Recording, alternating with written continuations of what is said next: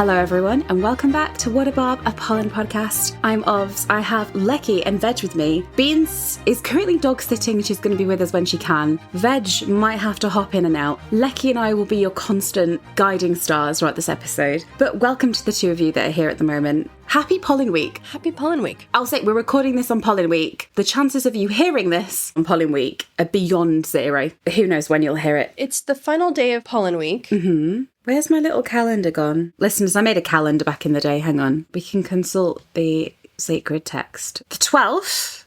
Oh, do you know what happened on the 12th of April, guys? The day we're recording this. According to my... Oh, this is so relevant. Oh my God. Pen and Colin are in Berkeley Square. Aww. Today is Berkeley Square Day, which is always something to celebrate. Yeah. Anyway, happy Polin. Happy Polin Week. Woo! Woo! Happy Polin, listeners.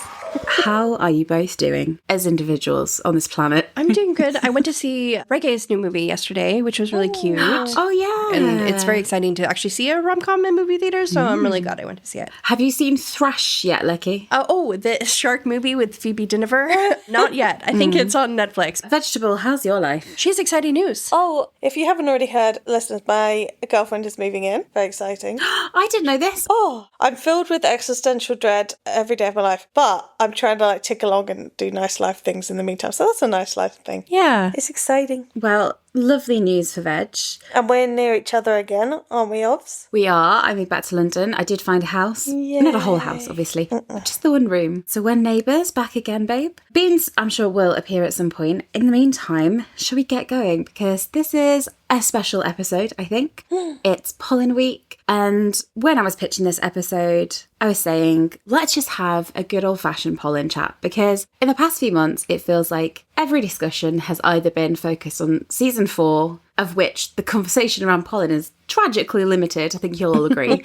Or just tragic. Or season 5, which, again, is not the focus for Polin, although they did pop in and out of our conversations. So it just feels like it's been a while. And then the last time we actually had Polin conversation would have been around season 3, episode 8, our rewatch. Not the most cheerful Polin episode to be talking about. So it feels like it's been a good long time since we've had a proper celebration, got back to the heart of the podcast. It's What a Barb, a Polin podcast, of course. Yeah. So I have reached out to our lovely Patreon members because it's hilarious. I started to write down some little questions for our Q&A. And I also simultaneously said to the Patreon members, hey, submit any questions you want. My questions were which song do you like?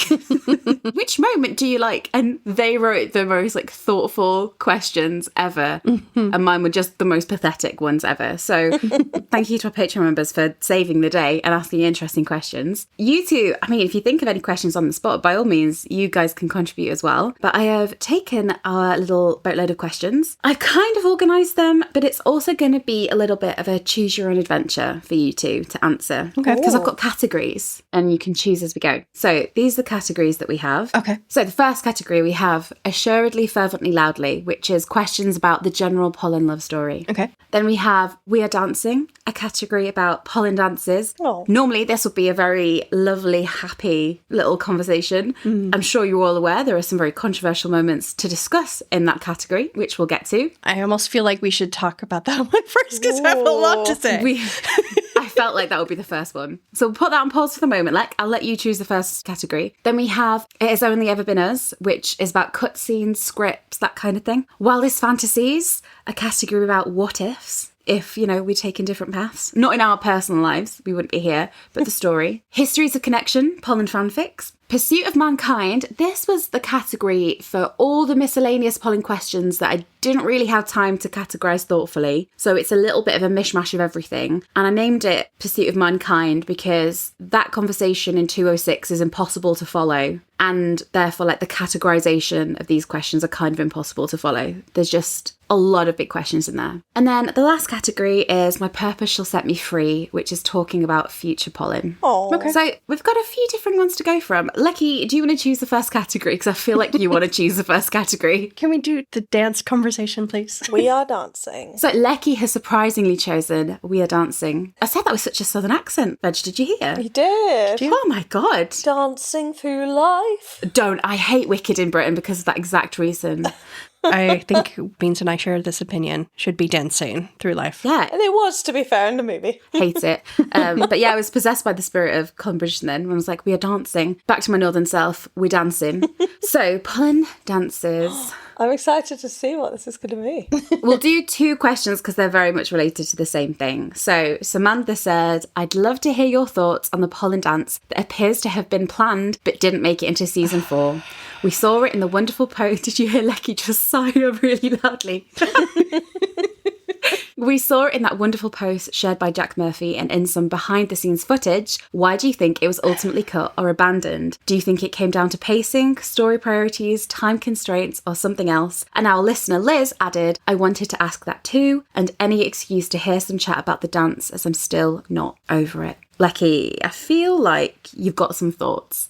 If I had to think about why they cut it, maybe for pacing reasons, but at the same time, like that... How long can a dance take to chuck in an edit? Okay, all right, I'm getting there. That ball in 408, I don't think it would have been that much of a distraction because you kind of flit between the different characters throughout that ball, and I don't think a cutaway to Polin dancing, it's only a short little dance. I don't think it would have been that distracting, to be honest, and it would have just made the whole event more celebratory and more about love. And it's so beautiful. Why did they cut it? I don't think they should have cut it. A mistake. I'm kind of angry. Actually, I'm very angry. Yeah, she's very angry, I tell you now.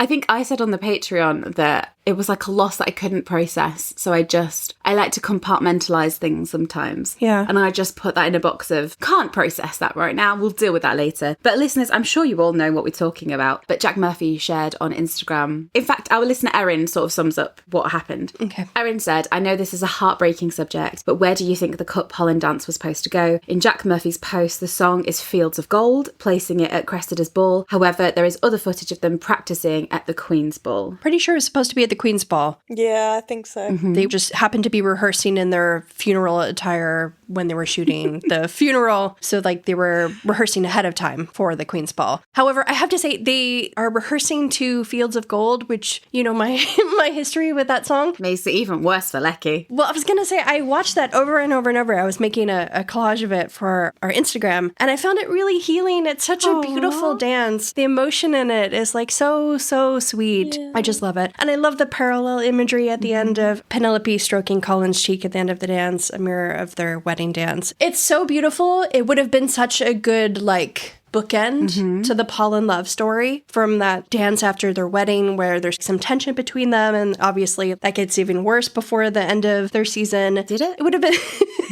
it would have been this really beautiful full circle moment showing how happy they are together and just the deep bond between them. It's such a beautiful dance. Props to Jack Murphy, always giving Polin some beautiful dances. It's really a shame that this one was cut. Do you know what's really like tragic with the Polin dances and Jack Murphy is it reminds me a lot of the 304 dance where you got all the behind the scenes of Jack teaching that dance to Sam, Nicola and Luke. And in the behind the scenes, you see this thought that's put into it where he's like coaching Luke. He's like, you're going to cut into this dance and this is going to be like a really powerful moment because it's like a real fracturing of decorum, but like you love her so much that you don't care. And it's like, and then he's rude to Debling and then he lets the politeness like slip back in with pen. And so much thought was put into this moment. And that's all cut. And you just don't see it in the final edit. And you're like, Yeah. So it feels like a continuation of like devastation. Yeah. So Lecky, do you think it would have gone at the end of 408? Yeah. Do you know when Penelope's standing with Eloise and then Colin swoops her away, where instead we linger with Eloise? Yeah. Well, I don't know if they would have maybe have come back to Polin like a little later to show them dancing, or it would have been like directly after that scene of him leading her away from Eloise. Just intercut it. But it definitely would have been at that ball, I think. I'm just going to say what we're all thinking, and it's just a truth universally acknowledged, and I hold no ill will towards Benedict at all.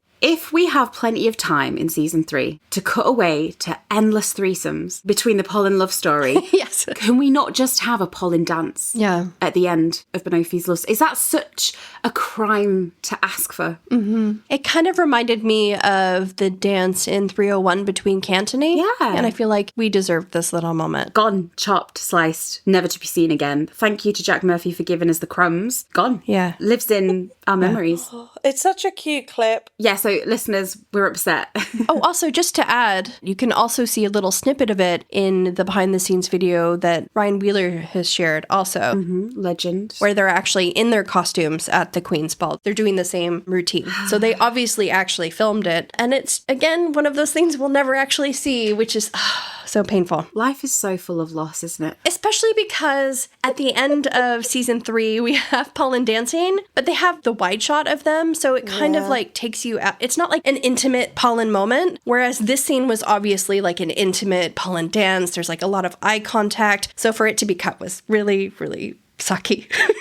Lecky's not happy. No, I can tell. I thought the clip was like so sweet, and Colin's hair, very season 1 Colin. And it was like, I don't know, it had an air of season 1 about it, which only really adds to the argument that maybe they are getting worse dancers as time goes on. But yeah, a big loss. Tragedy. Yeah. So moving on from our first question was us going, we hate it, we're sad, we're angry. Veg, why don't you choose our next category? I will go for wildest fantasies, please. What ifs? Okay, this is a question from me. If you could create, so it's not from the book, if you could create and add one Polin scene into each season, what would it be? Ooh. It's not a deleted scene. It has to be completely from your own brain. Okay. It can't be from the book. What scene? It's like, what was missing? Okay. Or like, what do we need in there? From season 1. Oh, this is stressful. I'm basically like writing a storyline.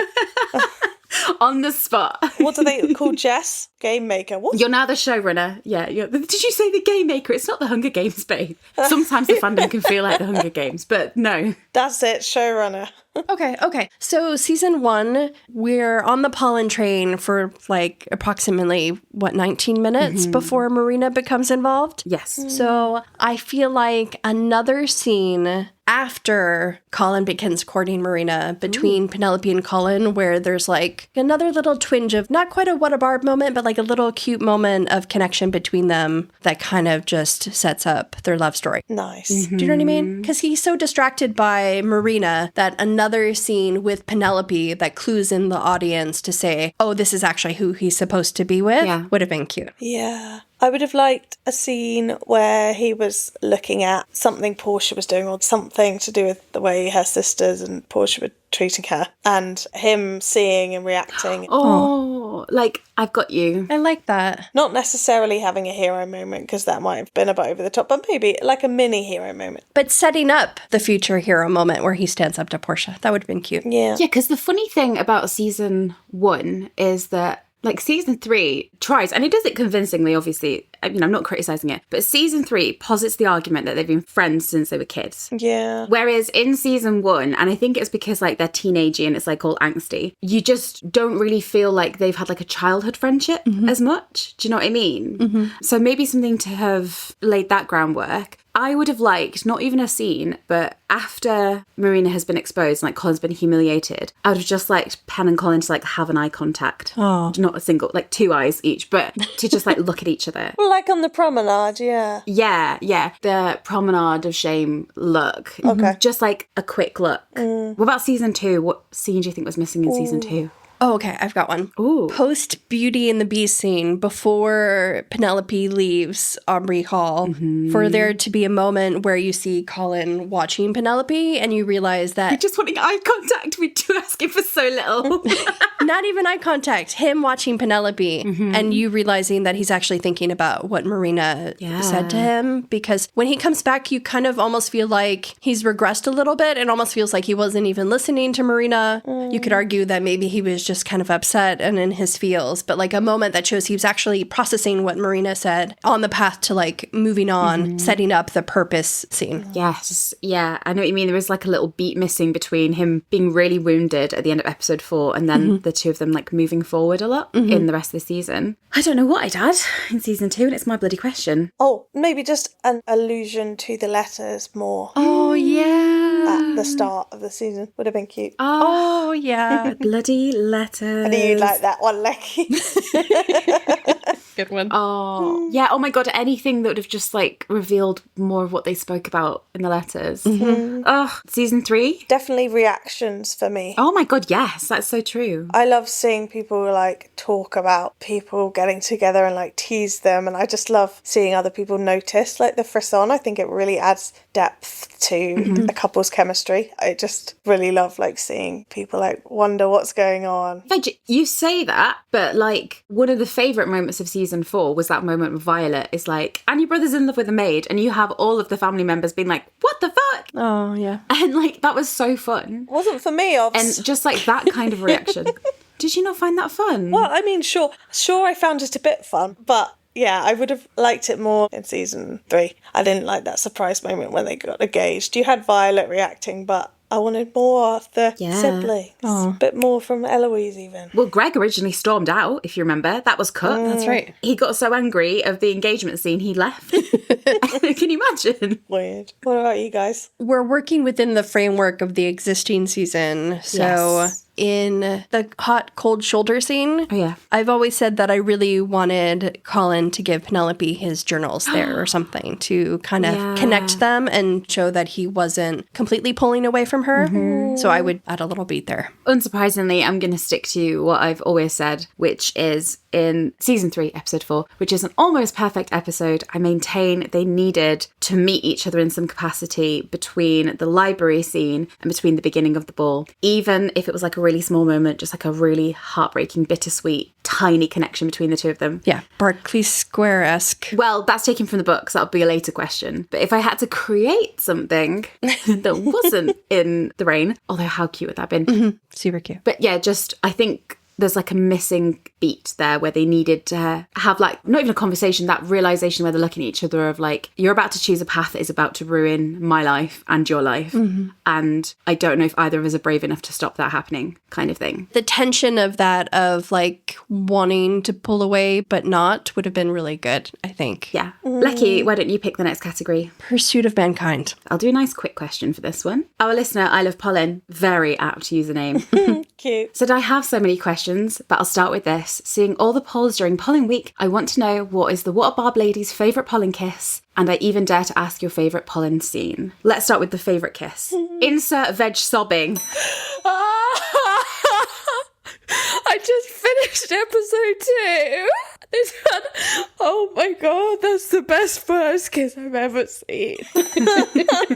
Veg? It's the first kiss. That's a good one. We just got that voice note of you just sobbing and sobbing, sobbing. And the thing is, in the pod, the clip that you hear is a contracted version of a very long, very weepy voice note. She was like, it's just been so long and it's so lovely to see this. Oh, I've always loved a first kiss. Oh, wasn't I trying to like console you? But I don't have a very good bedside manner. You were doing your wash or something. And I was doing my wash. You were doing your laundry. And I was like, I can't believe And I was like, yeah, it's great. But I've always been like that. Even back to Ron and Hermione and My Dad, Trans Lives Matter. Absolutely. But Ron and Hermione in its day, whew, that set me off as well. Just love a good first kiss. Lecky, is it the first kiss for you? I think it's probably the first kiss. I do really like the dream kiss as well. There's something about the blocking of that scene and Colin's hand cradling Penelope's head against the wall is perfection. And the enthusiasm at the start of that kiss is great. But the first kiss, I've said many times, is maybe one of the best kisses in Television history. Yeah. Well, I'm going with the carriage one at the very end, like when they're like happy and it's like, Aww. oh, so beautiful. Yeah. The other thing, I Love Polin said, what is your favourite Polin scene? Just like off the top of your heads, which is it? It's a very hard question. First kiss. Oh, is it? Probably, yeah. Also, I hated her asking for it in the book. So it was a really surprising one as well. They did it really well. Yeah, they did it really well. If there was a question, which there isn't, but if there was a question of like which book scene was like best adapted for the show, I'd probably say the first kiss because there were so many concerns about that being adapted for the show. And we just couldn't really see how it was going to work. They were going to do it. Yeah. And then it's just so good. And it's heartbreaking. I think we even discussed that it probably wouldn't be like the book because we couldn't really see Penelope asking for a kiss. But then the spoilers came out that said that she did. And we were like, yeah, I can't imagine it. And it ended up being so perfect. For me, I guess I'm just going to have to say the What a Barb scene. Oh my God. It's an iconic scene. The OG. It's the name of our podcast. It's also, I feel like season 1 and season 2 Polin are kind of like underrepresented when you talk about these things. And it's such a little like perfect encapsulation of their future dynamic, the gossiping and Colin being kind of drawn to that side of Penelope. And there's like a sexual tension there that you don't see for another 2 seasons.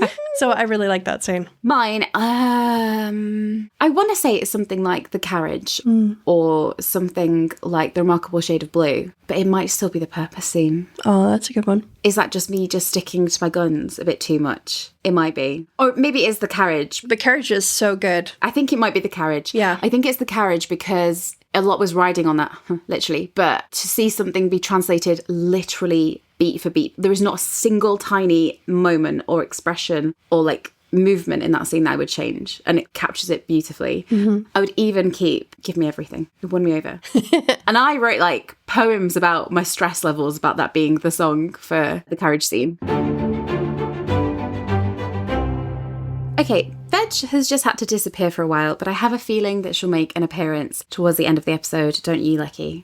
So, Lecky, you have free reign of the categories. What are you in the mood for, babe? Let's do Assuredly, Fervently, Loudly, which, by the way, I feel like could have been paid off a little more effectively in season 3. Because I feel like we talked about this in our season 3 rewatch, that if you read into the love confessions, you can kind of determine that one is the assuredly one, and then another is the fervently, and the other one is the loudly. But just one scene that kind of encompassed all of that would have been nice, I think, maybe. Well, that's really interesting that you say that. Liz has a question. In fact, Liz had many great questions. We'll get to them. But for now, Liz's question is, having only been in the fandom for an embarrassingly short time and watching season 3 being the catalyst, I can see some of its shortcomings, but still completely love and adore it. As you were so involved from the very early days, does season 3 and the whole of the Polin story so far live up to what you wanted when you first got involved with the fandom? In season 4, I found myself getting more annoyed with some of the Polin storytelling and editing. So now that I'm invested, it does feel very different. So, Lecky, you kind of touched on something there, didn't you, about whether the story, particularly in season 3, lived up to what we'd imagined? Yes. I feel like maybe I was probably a little too invested. I still feel that, especially the first 4 episodes, are magnificent. Like, I feel like I have little quibbles with things here and there. I feel like they're really great. But if I'm thinking about season 1 to season 4, I definitely think there are things that it could have been done better here and there. But, I mean, I'm a fan. I'm nitpicky. I don't know if you feel this, but like we fell in love with the show, particularly like all 4 of us fell in love with the show with season 2 specifically. And I don't know if you feel this, but like season 1 and season 2 felt like a different kind of world than season 3 and 4. Yeah. And so I think part of the coming to terms with season 3 was we'd based our anticipation on the world that we'd fallen in love with in the first 2 seasons, I think. And so it was a bit of like a shock when season 3 felt different and the approach was different. And I think there's plenty of reasons why that was. I think there's a lot of changes behind the scenes and, you know, stories, you build it up in your head, but they go in different directions. Yeah. I think that I can be honest and say that when season 3 came out, especially after part 2, I was like, oh my God, I don't know that I liked that. And that was like my overriding, I put so much anticipation and so much love and like literally with the podcast so much work, but I was like, oh my God, was that what I wanted? What's interesting is in the past 2 years, I'm like, I cannot believe it's been 2 years. I feel like I like appreciate it so much more because it like feels like hours now, and so I come to terms with a lot of it a lot more. There's still definitely things that I think I would change, or maybe not change, but things that like didn't pay off the way I thought they would. So like you were saying about Assuredly, Fervently, Loudly. That could have maybe been better. I mean, like, that's not my main complaint with season 3. That's just something that popped into my head that was like set up in season 1, which I feel like could have maybe been paid off a little better in season 3, as much as I love season 3 and the love story we actually got to see. And like another example is in season 1, the marina of it all. I guess I didn't realize like that and the Lady Whistledown issue. I didn't realize like how heavy that was going to be in season 3. And they ended up subverting my expectations and kind of flipping the situation on its head by having Penelope repeat some of Marina's mistakes instead of having learned from them. And I wasn't hugely into that drama. But I don't know. I don't know if I needed the Marina of it all in season 1, considering the drama that was going to come with Lady Whistledown and stuff like that. I don't know. I have minor quibbles. Interesting, that ties into a question that Rory asked, where if the show Polin arc is now complete, does that change your opinion on any of the plot points? Yes. Has your opinion of any plot points or scenes changed over time? For example, did the Colin Marina storyline in season 1 actually make the whole Polin story arc more powerful, or could it have been as good if Colin had only ever proposed to Pen, like in the book? And I Love Polin said, how would you like to see the whole Colin Marina thing wrapped up, or were you happy with how it was done? I still feel like that scene, the Beauty and the Beast scene, is really confusing because it feels like he's regressed. It's very weird how he processes that final meeting with Marina. I don't think that's my main thing. Still not a huge fan of how season 3 mirrored season 1 in terms of Penelope's behavior. I have a lot of problems with part 2 of season 3. I feel like the Lady Whistledown drama was just a little too heavy for me. We've always said we wanted to see more Polin against the world. And then with season 4, the way that the Lady Whistledown drama was wrapped up, especially with Penelope's relationship with the Queen and stuff, I feel like that payoff just was never there. So I don't really understand the choices that were made in terms of Lady Whistledown and the Queen in these last 2 seasons. Yeah, it's interesting, isn't it? And I'm going to try and find time at some point to like sit down and watch as much of the 4 seasons as possible and like step back and like see, now that you have like the setup, the build up, the relationship, and then like seeing what the happily ever after looks like. Perspective. To like get a sense of the whole story. And I think when I'm thinking back on it now, there's like things I wish had been done differently. Like I still think that the timing of the Whistledown reveal wasn't great. Yeah. I wish that he'd found out before they were engaged. I still think Same. That's something that when I'm watching it, I'm like, oh my God, I can't believe. And that was one of the biggest shocks, I think, if we're talking about expectations and how it sort of came out. Like we were so thrown by the realization that he was only going to find out after they were engaged. Yeah. And, like that was like the biggest like thing we had to come to terms with. Mm-hmm. And like I think I'm okay with it now because I'm so used to it, but like I still would have liked to imagine a world where that was different. Same. But yeah, I agree with you that if I actually had to go back and like identify one key problem that I have now that I've seen the whole thing, I think it is the Whistledown of it all, because it was such an important part of the show, and like for it to have caused so much pain, drama, yeah, in season 3, and for that to be like really, to me it's like if we're gonna have to like be in the weeds and like go through that kind of like heaviness, you want there to be like a really good payoff. Yeah. And I remember after season 3 I said, I didn't really like how they handled it with the Queen just being like, oh, it's fine. And I said like, well, season 4, like it could make that way better. It could be so interesting in season 4. And then I'd watch season 3 and be like, oh, it all makes sense. And then because we just literally didn't get that, I find that like quite frustrating. And it feels like the show has now gone, oh, it doesn't matter about Pen. We're just going to take that identity and just keep using it for a new mystery. Mm-hmm. I think that unsettles me because it kind of cheapens the struggle. Her arc.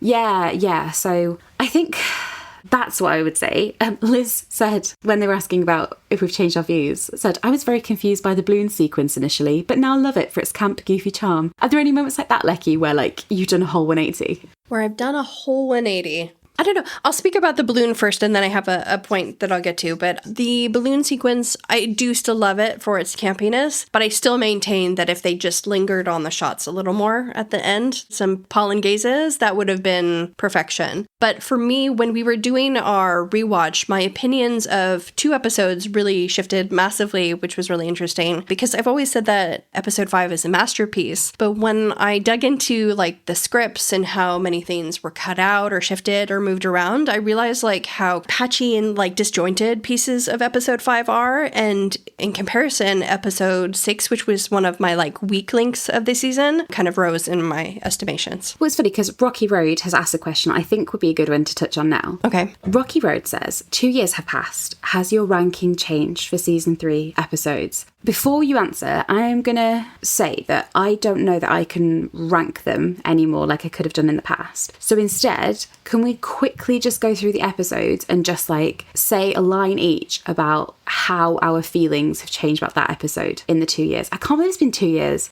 Last year was quite dramatic. I can't remember a lot of it, so it doesn't feel like 2 years. I'm like, how has it been 2 years? But anyway, 301. How's your feelings on 301? I still love 301. The garden apology scene I maintain is one of the best Polin scenes. It's so good. And this is why I don't want us to rank them, because I don't think I have the ability to like rank 301 against 304. Like, what I love about 301 is it's the Polin I fell in love with.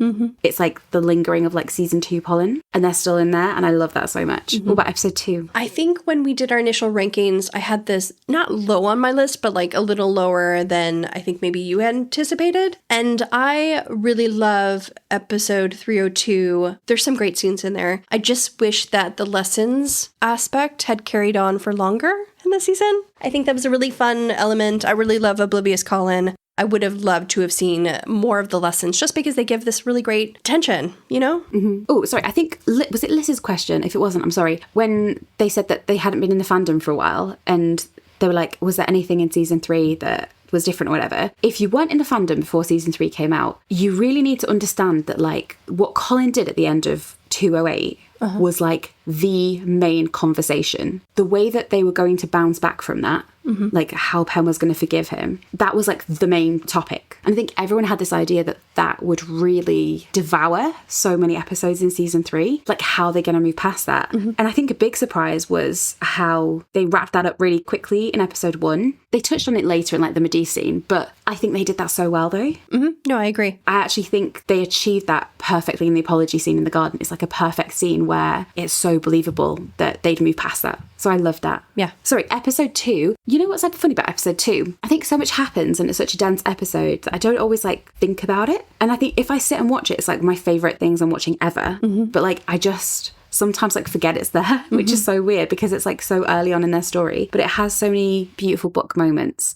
I think if I could like live in a world of the two of them in the show, it would be like that world. Do you know what I mean? Like that particular version of Polin. Yeah. Also, just to segue, the transition from the end of episode 2 into the beginning of episode 3 is so good. I feel like every time I watch episode 2, I almost always have to roll into episode 3, into the dream sequence. It's just perfection. You can criticize the love story for different reasons, but you cannot criticize the payoff of the fantasies. That was delicious. Yeah. Episode 3, very silly and angsty, and I still think it's a really good episode. The balloon is really cheesy. I wish the editing was a little bit better, so we had more gazes, like I said. But I really love episode 3. I love part 1. Those 4 episodes, despite some flaws here and there, are like some of the best of Bridgerton. They like tell a complete story. They do. Obviously, you have the whistle down hanging out, but if you like took that out of the story, episodes 1 to 4 are a complete love story. Yeah. Beautiful. And it's like perfectly told. Perfectly packaged. Episode 3, I was like really hard on at the time. I like really didn't like it. And I think it's like one of my favourite episodes of all time now. It's really good. I think it has the perfect balance of fun and drama, but not like the uncomfortable drama that you get in part 2. I think some of the reshoots are always going to throw me off. I know some people can see past them. I wish I had your talent. Like they always like throw me out. Yeah. Episode 3 has completely gone up in my estimations. Which brings us to episode 4, loved her then, loved her still, will love her forever. Oof. Wow. What an episode. I remember I watched the carriage scene the other day. I did too. And I was like, this is so good. It is, yeah. It was like one of those scenes where like it gets you really excited all over again. I mean, yeah, but you know what I mean? Like it gets your heart fluttering. Yeah. Episode 5, I agree. It's like once you unpick it, once you have to take it apart for a podcast, which takes hours of work, you realise that it is like all over the place. It's a great episode though, like the tension's great. It's like a little bit like 407 in that it's a bit of a concept episode. It feels like it's like told in real time almost. Yeah. So I like them doing stuff like that. You've already said about episode 5, haven't you? I always said it is a masterpiece, and I feel like I would maybe now say that it's like a masterpiece in terms of tension and suspense, but it's kind of fallen down in my ranks a little bit. The mirror scene is beautiful. I do like the ticking clock at the end. But as I said, when you go and read like that script and like see how much was cut, the Antony and Fran scene, so much stuff was moved around. Portia and Violet. Portia and Violet, they had a cute little moment that was cut. Yeah, I feel like that one has fallen in the ranks a little bit for me. Episode 6, when we were doing our rewatch, I was surprised by how much I really enjoyed it, even though one of the big issues with part 2 for me is the drama hanging over the couple's heads, and I feel like that's very apparent in this episode before Colin finds out about Lady Whistledown, but that one has risen in the ranks for me, probably. It has risen a little bit for me. It still fundamentally unsettles me as an episode. Yeah, I get it. It's still an episode that I don't enjoy watching. Do you know what I mean? Yeah. Yeah, it unsettles me. I don't think it's an episode I want to watch, but having rewatched it for our rewatch, I appreciated how well it came together. I think beforehand I was quite like dismissive, like that was a filler episode. And then you dig into it and you're like, no, it's such a needed part of the story. We've said this before that like episode 6 has to take the weight of the pacing of the season, and it's not that episode's fault that the pacing was all over the place. I think it's just you feel it most in that episode, and the reveal was really good. Like even if it's not how we would have done it perfectly, still you're there with it. Episode 7, how do you feel about this all this time? Love the wedding dance. The Modis scene is good too. I really do like that they're finally communicating and speaking to each other, but it just feels like that doesn't go anywhere because they get to the wedding's great, and then immediately that tension is back. So that's always very frustrating for me. Yeah, it's like not actually, it doesn't solve anything. Yeah, the entrapment scene and stuff doesn't bother me. In fact, I find that very funny now just because, as I said, she looks extremely gorgeous. He can't even look at her because she's just too pretty. And and Violet and Portia are like, what the fuck? Yeah. And he's like, I'm angry at you. But the wedding is beautiful, and at any rate, it's better than the final episode. What I appreciate about episode 7 is that everything's out on the table. Yeah, that's good. I appreciate that it's an episode where Pen almost just is like, fuck it. It is what it is at this point, isn't she? She's just like, we'll get married, we won't get married. Like, I can appreciate the fact that she's just so relieved that it's off her chest, that she can like deal with the consequences a lot better. Also, it has one of my favourite scenes of all time. So, Which scene? Pen just staring past Benedict and being like, who the fuck do you think you're talking to? Who are you? It has 2 of my least favorite scenes in season 3. One, that terrible argument where Penelope is like, Colin, you don't know what it means to be a feminist in this world. And then Cressida finding out about Lady Whistledown from some guy who's like, hey, were you looking for redheads? Because I know one. Her name is Lady Whistledown. Not my favorite scenes. Oh, episode 8, has it risen in any way in your estimations? We've never been the greatest fans. No, I've never been a fan of this episode. They tried to cram in so much, and they can't do it in the time that they have. There are things they are dealing with in this episode that needed to be set up episodes ago, like the Cressida blackmail plot. My God, like how do you introduce that last minute in the final episode of the season and have that like actually mean anything? And then the final dance, where are the close-ups? Where are the close-ups? I wanted a wrecking ball moment, and we don't get one because they stick to wide shots of the dance floor, which is a bummer. Yeah, I think I feel the same, especially after season 4. What I will say is after season 4, I feel a lot closer to season 3, which sounds a bit weird, but like, I'm like, oh, that was our story, you know? Yeah. Or for all its flaws, I'm like, that was ours. Yeah, I don't want to be too negative about season 4, but like,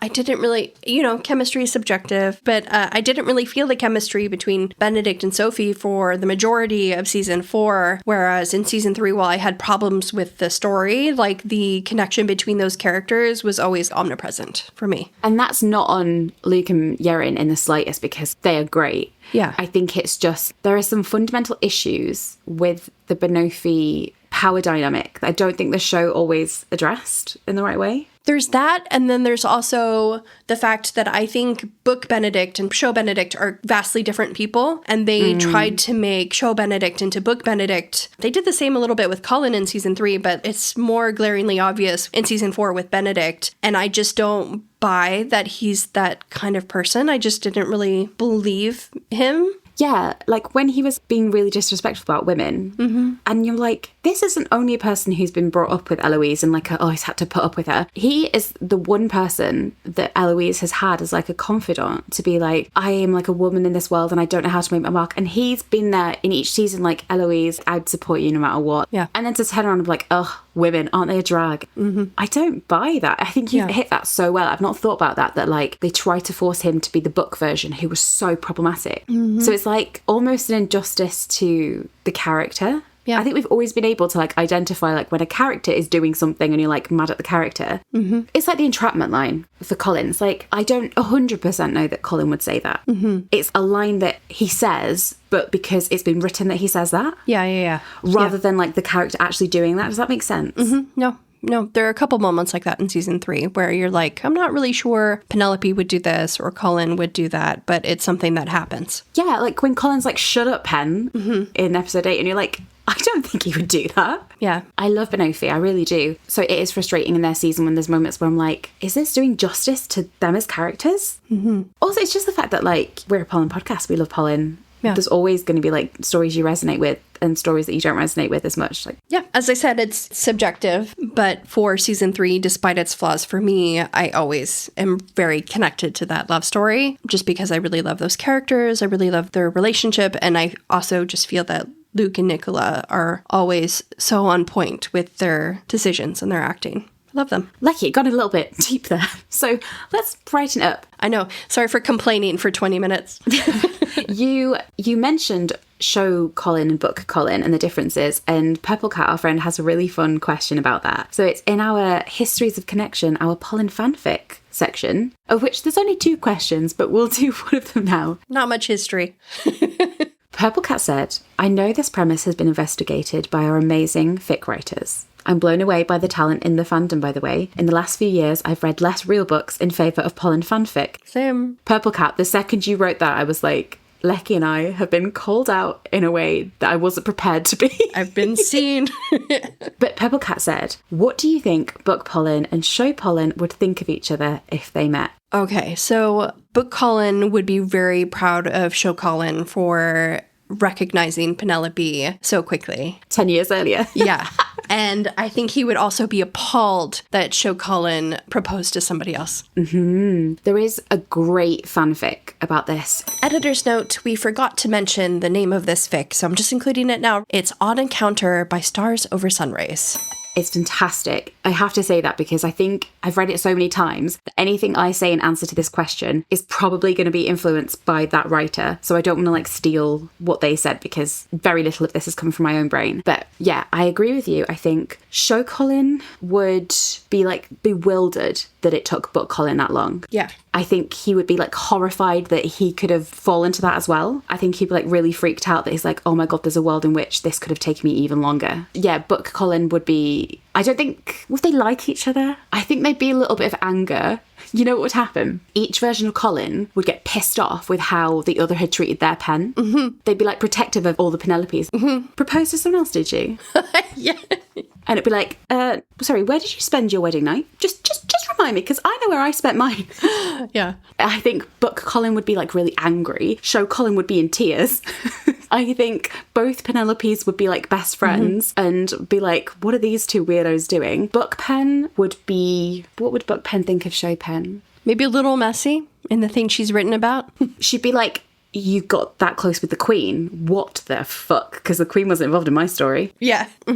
I think she'd be in awe the fact that she got Colin so much earlier. I think she'd be like, there's a world in which they didn't have to wait. Oh. But she wouldn't be like jealous of that. And then I think Show Pen would look at Book Pen and be like, you kept Whistledown going for 10 years. Yeah. That is badass. Yeah, I think they'd be like real kindred spirits. I think they really love each other. What would Show Pen think of Book Colin? What would Chopin think of Book Colin? I think that Show Penelope would still like Book Colin because I think she loves Colin in all his forms. She would do the thing that Kate does with Anthony where she like softens his reactions and she'd be like, you know, darling, it's fine. It's fine. Have a cup of tea. Here's some biscuits. Yeah, I think Book Colin, this is so confusing. I think Book Colin would be like worried for Show Pen how like risky she'd been because she was way riskier than Book Pen. Maybe that would be the thing that would bond the Collins. And be like, yeah, that was really dangerous. I told her that.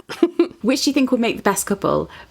This is so confusing. Do you think Book Pen and Show Colin or Show Pen and Book Colin would make the better couple?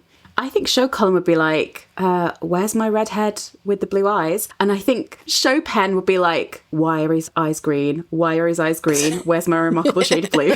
Yeah, I don't know if there are many fics that do that pair them with each other. Yeah, who do you think? Book Pen and show Colin, or show Pen and book Colin? It's very confusing just to have all those words in my head. So let me think about this for a second. Book Pen and show Colin, or show Pen and book Colin. Is that right? Am I using the right words? Book Colin.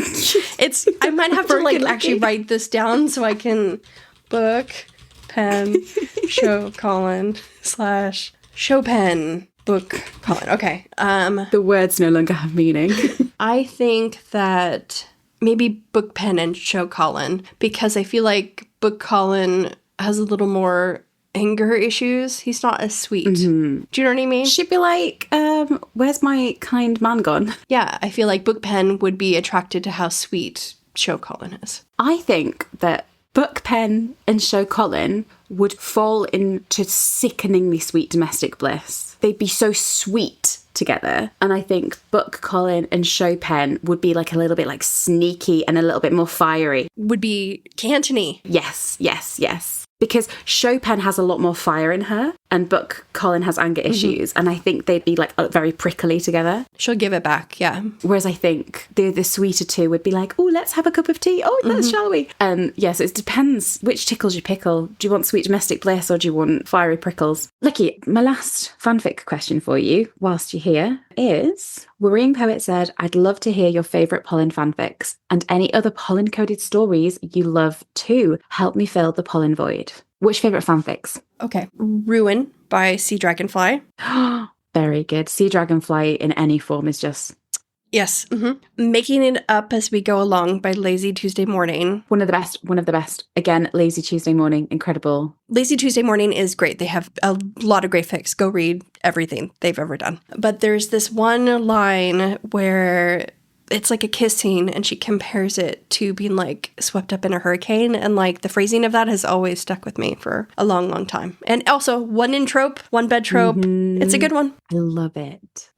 For the hilarity of it, Yo Ho Ho Off to the Sea We Go by Lady Ticklebotham.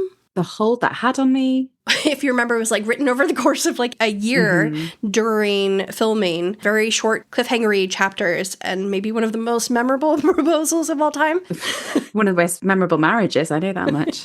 Scraped Off the Pavement by Miss Parker, which is the Scottish bookstore AU. Oh, amazing. I'm always in awe of our fic writers because, like, so many of these people should actually be published authors, because there is a side character in that they created for that fic. The storyline about that character moved me to tears. It's beautiful. When I started reading Polin fics, I like actively avoided any like modern AUs because I was like, I can't see how it would work. And then I started reading some, and the way that they like capture the essence of their story in a modern way, like it's unbelievable. And it shocks me every single time, without a doubt, that the adaptation of Colin talking about Penelope behind her back comes up in a modern AU. I'm like, oh my God, I forgot this was going to happen. I love that story so much. Like, wept whilst reading it. Yeah, same. Ooh, that's just a normal day for you, babe. It's nothing remarkable.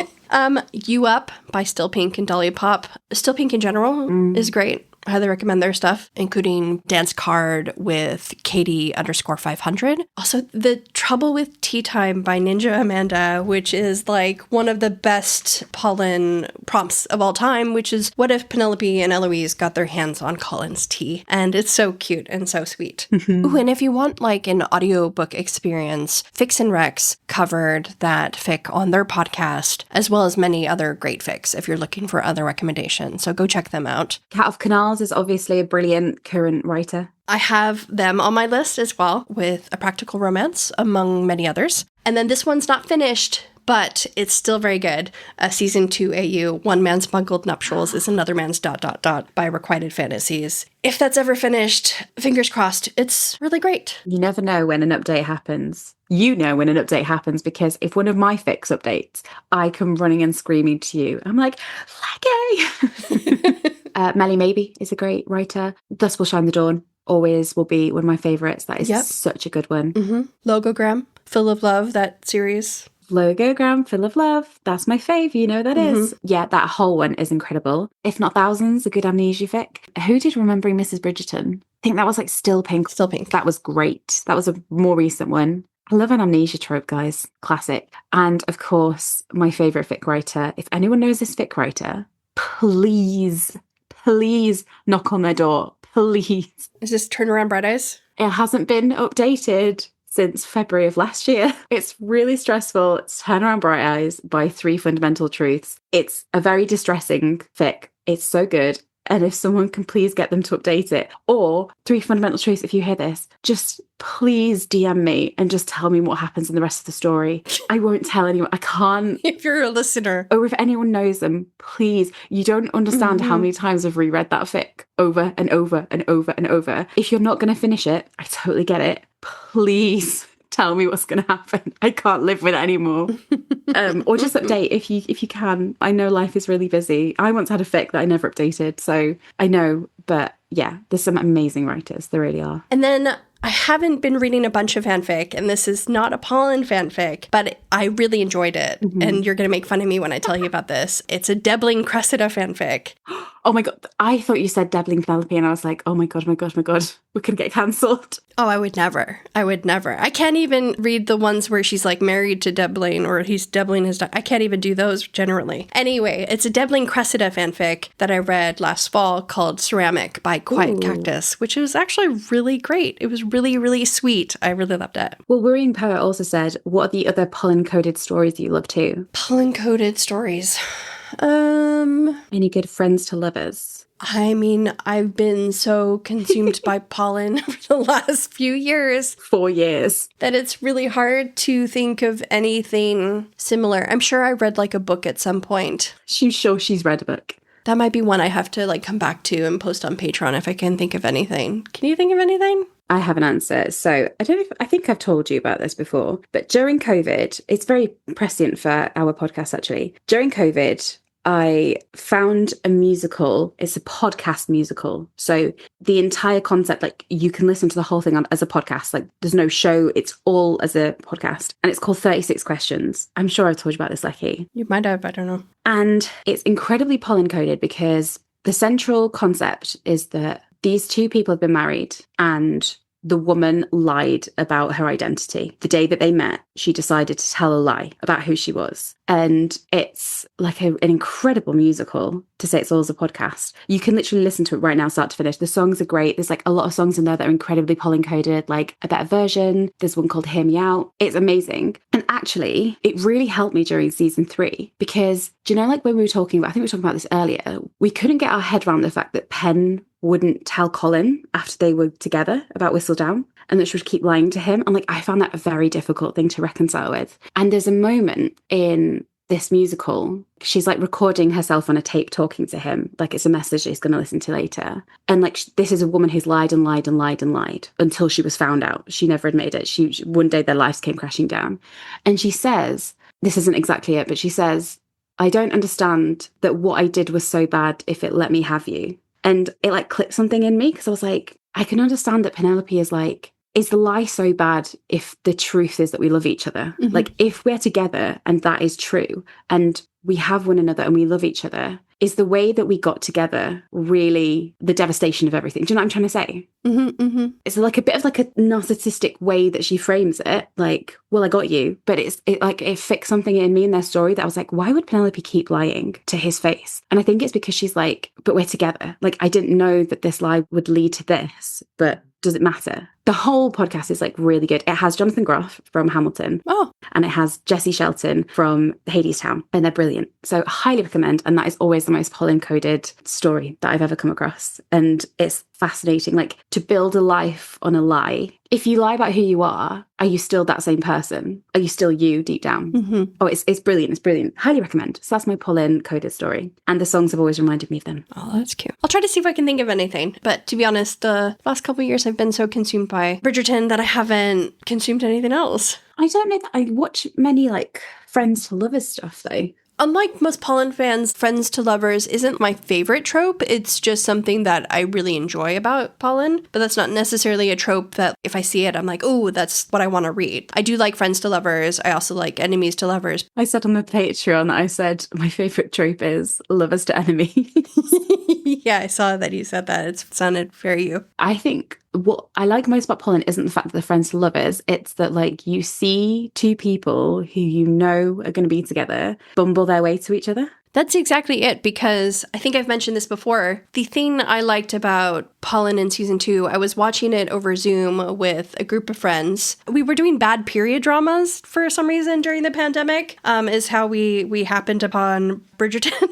And after every episode in season 2, I was like, guys, I'm pretty sure they're going to get together. Like, I'm pretty sure this couple is meant to be together. And I just kept getting more and more adamant after every episode with the Polin scene. It's like the moment that hooked me, we've talked about it before, but like the moment that hooked me was the Pall Mall scene. Mm-hmm. And it was literally the fact that he picked up the yellow mallet. Like, there is something so enchanting to me that a part of you deep down in like your bones, you subconsciously know that you love someone, and that your bones know that you're meant to be with this person, but like you haven't quite caught up there. Like, I think that is so beautiful that like he like picked that up.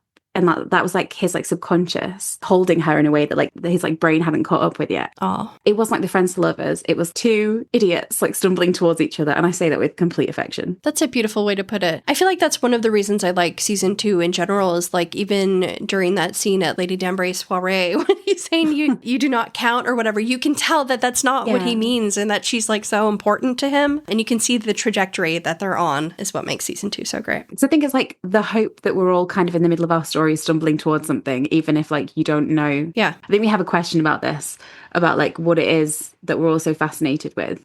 Victoria said, you know, I've asked myself this many times, and arguably we're the least subjective people to answer, but why do you think we're here? What is it about Polin that brought us here and kept us here? And to me, I think if you narrow it down, if you're here, like there's a part of you that's like Penelope, who like believes in the histories of connection. Yeah. Even in like the bleakness in the world, or even like when stories go off course, you're in the middle of your love story, even if you don't know it. It's like the hope for the future, and the hope that like love collides along the way. Mm-hmm. If you like really believe in like love and soulmates, it's the inevitability of Polin from season 1, from those little moments in like the drawing room. Even though he's come to see Marina, he stops and talks to Penelope on the way out, and he seems charmed and surprised by her. Those little magic moments that show that it's leading somewhere that's going to be really beautiful, even though they don't realize it yet. And obviously, Luke and Nicola, their portrayal of those characters over the seasons has always been so consistent and thoughtful and nuanced and lovely. And I think we've always like loved Colin. I mean, we love both of them, but like we was particularly drawn to Colin's character. And I think there's something so like hopeful about feeling completely lost and being seen by somebody, and being seen, but also like having to like go so far to try and figure out who you are, and to like not know what your purpose is in life. And then for him to realize it was like across the street and there all along, and like that the answer about his future is like in the past, that you don't have to like fight against your past. It like can hold a lot of answers for where you go. I think there's something really beautiful about that. Yeah. You know, something hopeful. And also, they're both beautiful, and the actors are so good at understanding the character and the nuances of the storytelling. And it's just bloody good.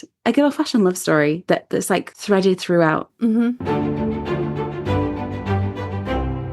Hello, listeners. Slightly later, Lecky here. We had so many questions that we had to stop recording because we got so late. So this is us on a slightly different time. Is it like a couple of weeks later? It's a couple weeks later. It's so long that as we were starting recording, Lecky was like, I've changed your mind on something we discussed. Yes. And I'm like, how 4 years later into this are you like, I have a new opinion? I mean, great. I'm not mad at you for a new opinion. But like, talk about leaving it to the last minute, like. I think I was a little negative about the Marina storyline in season 1 at some point in our recording. I don't know when. We have no idea when. And I was just reading a season 1 AU, and I was thinking, okay, actually, I don't really mind it so much because I feel like it's given us so much in terms of like what ifs and things like that. And they were always destined to be together anyway, meaning Pen and Colin, not Colin and Marina. Bold assertion. So I don't mind it. I don't think so much. Oh, well, actually, our listener Paria has a question that feels like very on topic to what you just said, Lecky, this falls under our wildest fantasies, our little what if category. Paria said, did the Marina storyline in season 1 and 2 add depth to the Polin story, even though it was painful to watch sometimes? Would you keep it, change it, or cut it if you had the power to go back in time? If you would cut it, what would you replace it with for character development for Pen and Colin? What a great question. That makes you confront a lot of things about when you're grumbling about storylines and you actually ask, okay, then what would you do? It's an interesting one. Yeah, that is interesting because I feel like, did it add depth to the Polin story? Yes, because it creates additional complications and like hurt and more layers in the Whistledown drama,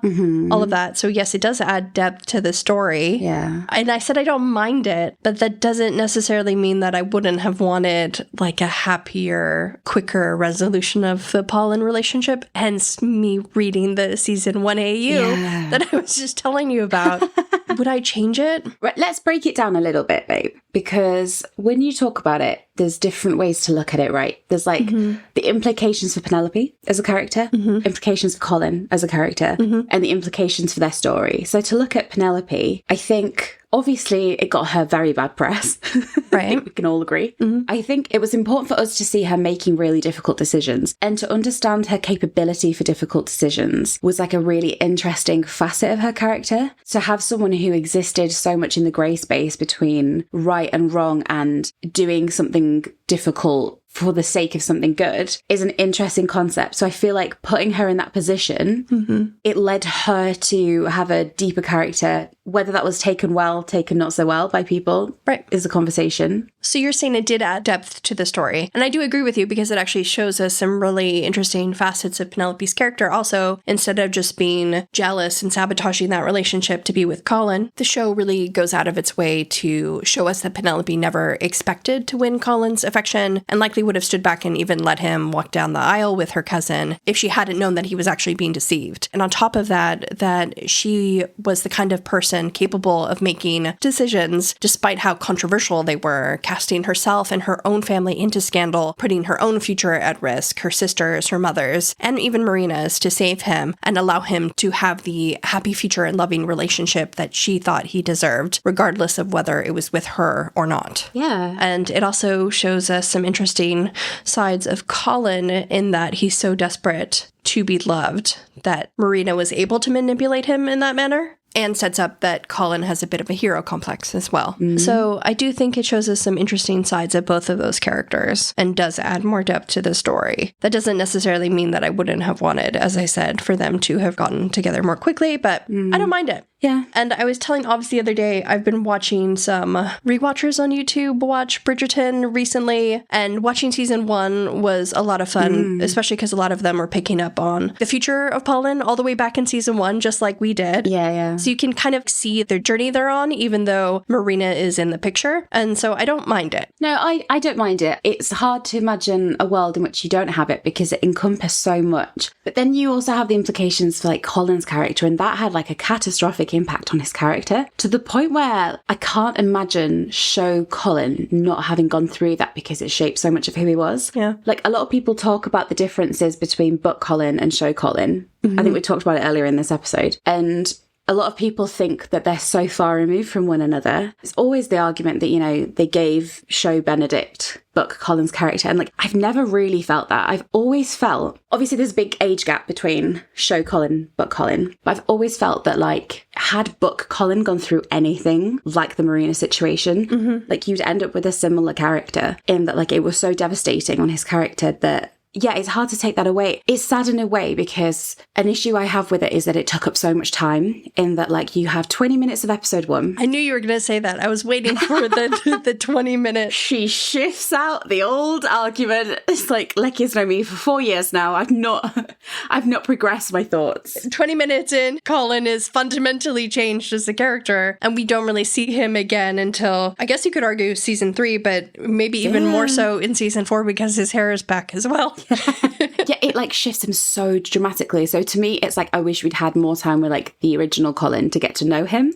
because the first season is so much about getting to know these characters. And like you don't really get to know the previous Colin. Yeah. And so it's really a difficult point to so it's not that I regret or resent him like having like a Marina situation. It's like I regret the timing, that it A, took up so much time, and that it B, came so early that you didn't get to see who he was before he was like fundamentally changed. Yeah. Because I think everyone's gone through something so life-shattering that like it temporarily or permanently like alters how you function as a human being. I think an issue that I have with the whole Marina storyline is I'm not 100% convinced by how it was resolved in terms of like season 3, because to me, and this is more of a comment on like the season 3 storyline than it is anything to do with Marina, but to me like the point of the Marina situation was always like, look how far Penelope will go to protect the person she loves, making a difficult decision for his sake rather than for her sake, because like a very ungenerous interpretation of her season 1 actions was always she did that to keep Colin for herself. Yeah, exactly. And we always were like, that's absolutely not her motivation. And in season 3, what we were going to see where Penelope had a secret like Marina did, that you were going to have a character who made difficult decisions against herself for his sake. Yes. So like broke off their engagement or like distanced herself because we'd seen how much she'd hurt herself to protect him. Yeah. Instead of being like, oh, I've got you now and I'm going to keep lying to you. Yeah. Like we always wanted like the point of the Marina story to be like a parallel in terms of look how differently they act from each other instead of like an uncomfortable parallel where they're acting almost in tandem. To show that one of the love interests was meant for Colin and the other one wasn't. But they, of course, went the messier route of making Penelope repeat Marina's decisions in some respects. Yeah. And make the same kind of selfish choices. And for him to be lied to again during an engagement, I think, is like not a good look. And I don't think that's fair to put that on Penelope as a character. I think that's more the storyline that has to hold the weight of that. I agree. I feel like we've always felt that Penelope wouldn't have done that to Colin, that she would sacrifice her own happiness to give him the chance to know, to be free, to be happy. Make a choice. Yeah, to give him agency. I don't know what I'd replace it with. You know what? The Marina thing has never been my like what if in terms of that. Do you know you're talking about like you read like a season 1 AU? I have read AUs where Colin never says that about Penelope in 208. And to me, like, that is the thing that I can't imagine not being there.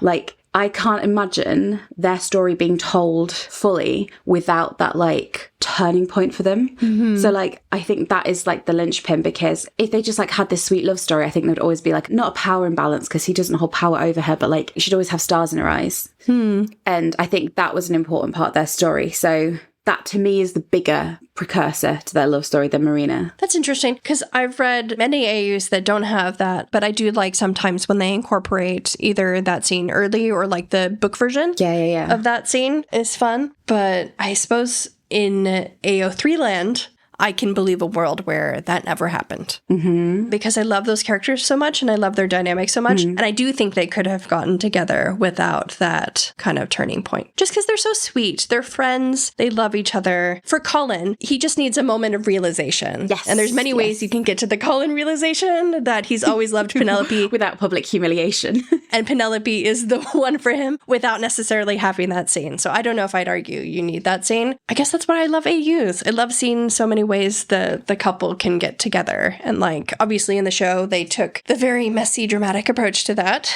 But yeah. The last thing I'll say in the Marina situation is, you know, you can really resent it. You can really disagree with it. When we did our season 1 rewatch back in the day, it was bloody miserable at points. However, if you take away the Marina storyline, you're taking away something that's like so fundamental to Colin as a character and to our understanding of him. And that is the beautiful moment he's crying in bed and looks gorgeous. Like, I don't want to live in a world where that scene doesn't exist. I will suffer a lot of humiliation for Pen. She can get on the floor with the dog. She can argue about tomatoes. She can sob, as long as we have that beautiful scene of Colin looking devastated in bed.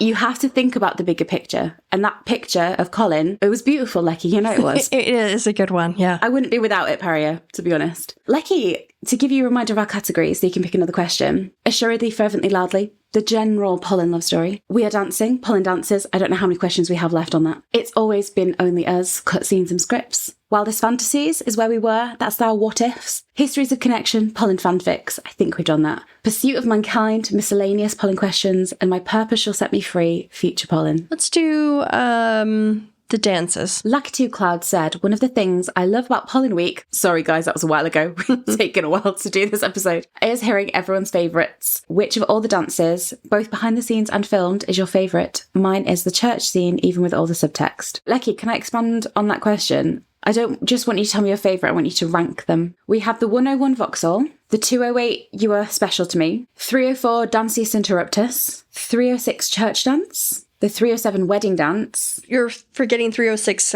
Flower Ball. Oh, lovely. What a great dance that was. 306 Flower Dance. I think they danced a couple of times, so like their little group, their little session. The 307 Wedding Dance and the 307 Behind the Scenes Wedding Dance with Take Me to Church playing. Two very different things. Oh, okay. The 308 Bug Ball Dance, one of Lecky's favourites, I know that for sure. And then we have 406 and the cut 408.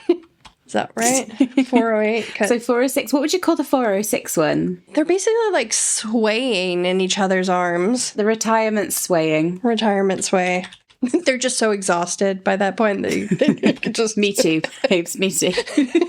407 Stag, and then the 308 Cut Dance. Let's rank them together, because otherwise it'll get confusing. So let's, between the two of us. All right. What's the worst Polin dance? Let's just knock it out. The worst Polin dance. I think the retirement swaying. Yeah, I was going to say the retirement swaying. They look beautiful. I'm not saying they don't. Yeah, very sweet. It's very sweet. Just, someone's got to go bottom manner. After that, I would probably put the 308 dance, even though we have some lovely Colin laughter, some Polin laughter. The Bug Ball Dance. That's Luke Newton laughter, I maintain. Oh, it's cute. That's Luke Newton. It's a cute laughter, but where the fuck are the close-ups, is my opinion. Lecky will not let go of this resentment, and I don't think she should. I think you should hold grudges in life, and Lecky's grudge against the lack of close-up is an important one to hold. It's weird that it's so focused on the ball at large and not the couple of the season.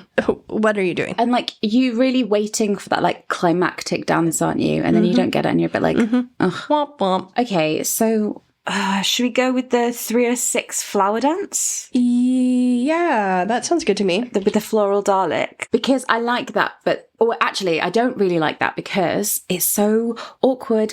It's when she's like, I'll edit your work. And he's like, oh, so you think I'm a shit writer? And I was texting you desperately it's all going to go horribly wrong. So let's put that there. And she's looking at Cressida, so he trods on her feet because she's not paying attention to him. Now this is where it's going to get hard, babe. Help me decide. Either 208, You're Special, or the 306 Church Dance. That was what I was thinking. Oh, I am going to put the 208 US Special because it's incredibly iconic. Great dialogue. Can't imagine a world without it. It's like watching one of them moments from Disaster Things. I know that's why you hate it. And it makes me feel a bit sick. The reason I agreed to put this here is because even though the dialogue exchange is so great, the dancing's not that special. Yeah. To me, it's all about the fact that these words are just everything you'd ever want to hear. And it's you're special to me, I'll always look after you. 2 seconds later, you're talking shit about her. So your word means nothing, Colin. Right. Is that what you're saying, babe? I like this scene. Yeah, and the little bow, it's so beautiful, but I can't get over the fact that that's his last memory. I love him whisking her onto the dance floor, not even letting her weigh in on whether or not they're going to dance or not. I'm putting it so low because it hurts so much. I love it. I don't care, but it's whatever. 306 Church Dance is my next one. Yes. I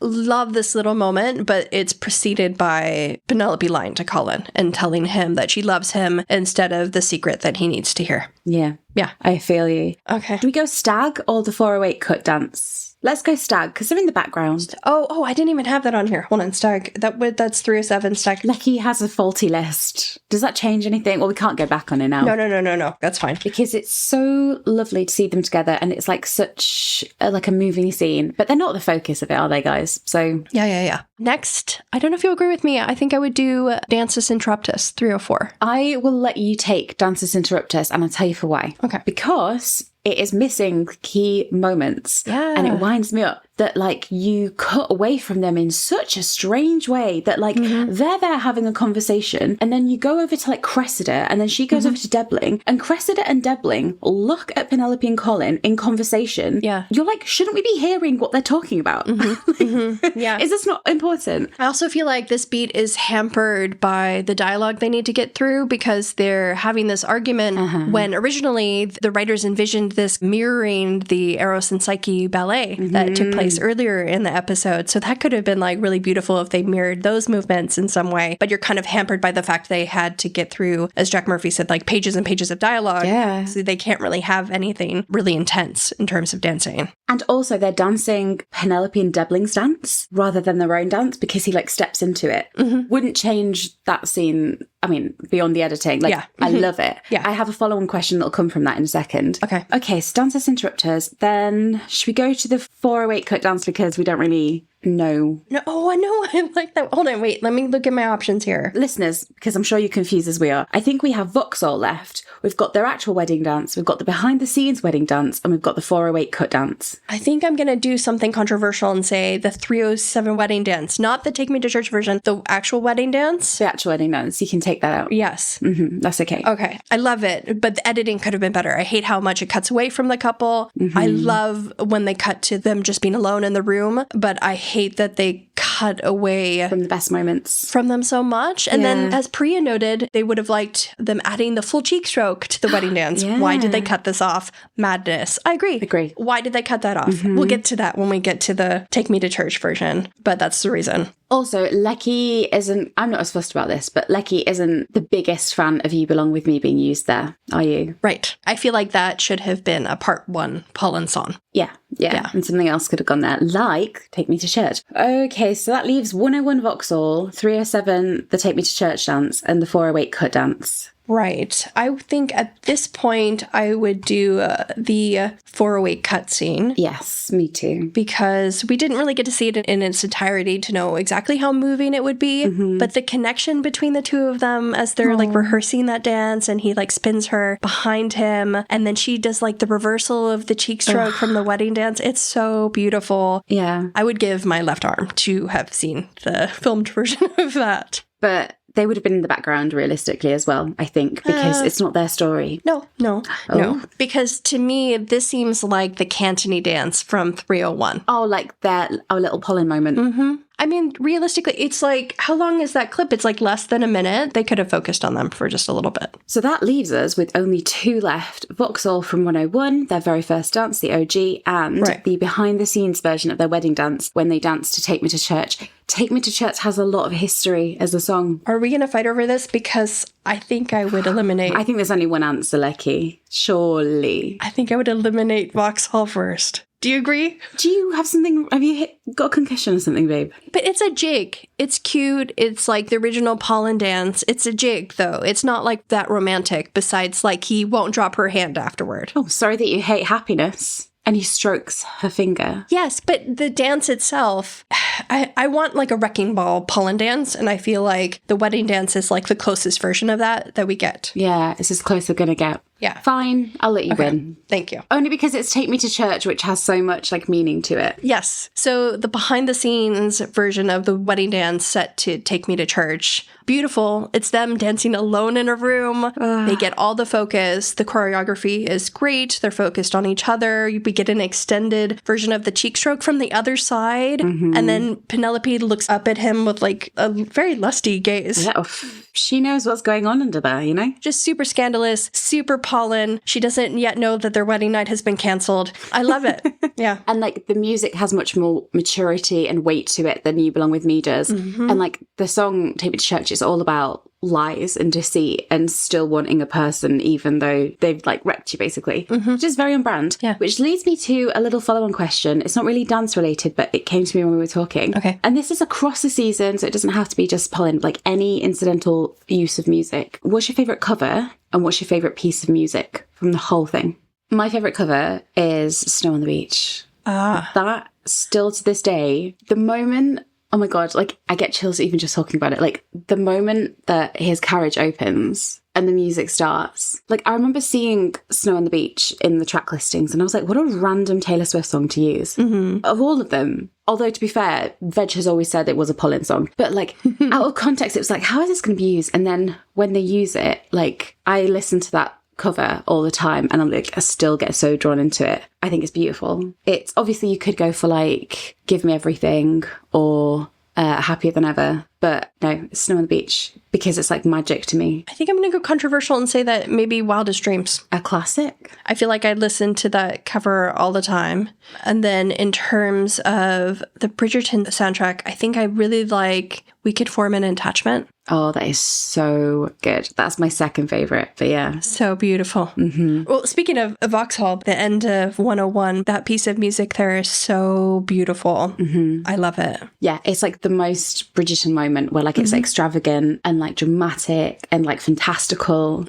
I listen to that all the time. Speaking of like the show kind of departing from what it was in season 1 and to some extent in season 2, that moment at the end of 101 at Vauxhall is so like grand and like bold and cinematic and expansive. Yeah. And the music kind of matches that moment. But sometimes I wish that Bridgerton would kind of go back to like that feeling, like that expansive, like huge set piece outdoors kind of vibe. Like even the Masquerade to me felt like really contained. Yes. So I would love to see bolder set pieces like that kind of get back to the magic of season 1 Bridgerton. Yeah, I know for season 2 it had to become much smaller because of the pandemic, but obviously that isn't a reason anymore. Like it can be big and expansive, and I agree. My favourite piece of composed music for the show, I listen to it constantly, and to be fair, it uses the same motifs I think as We Could Form an Attachment.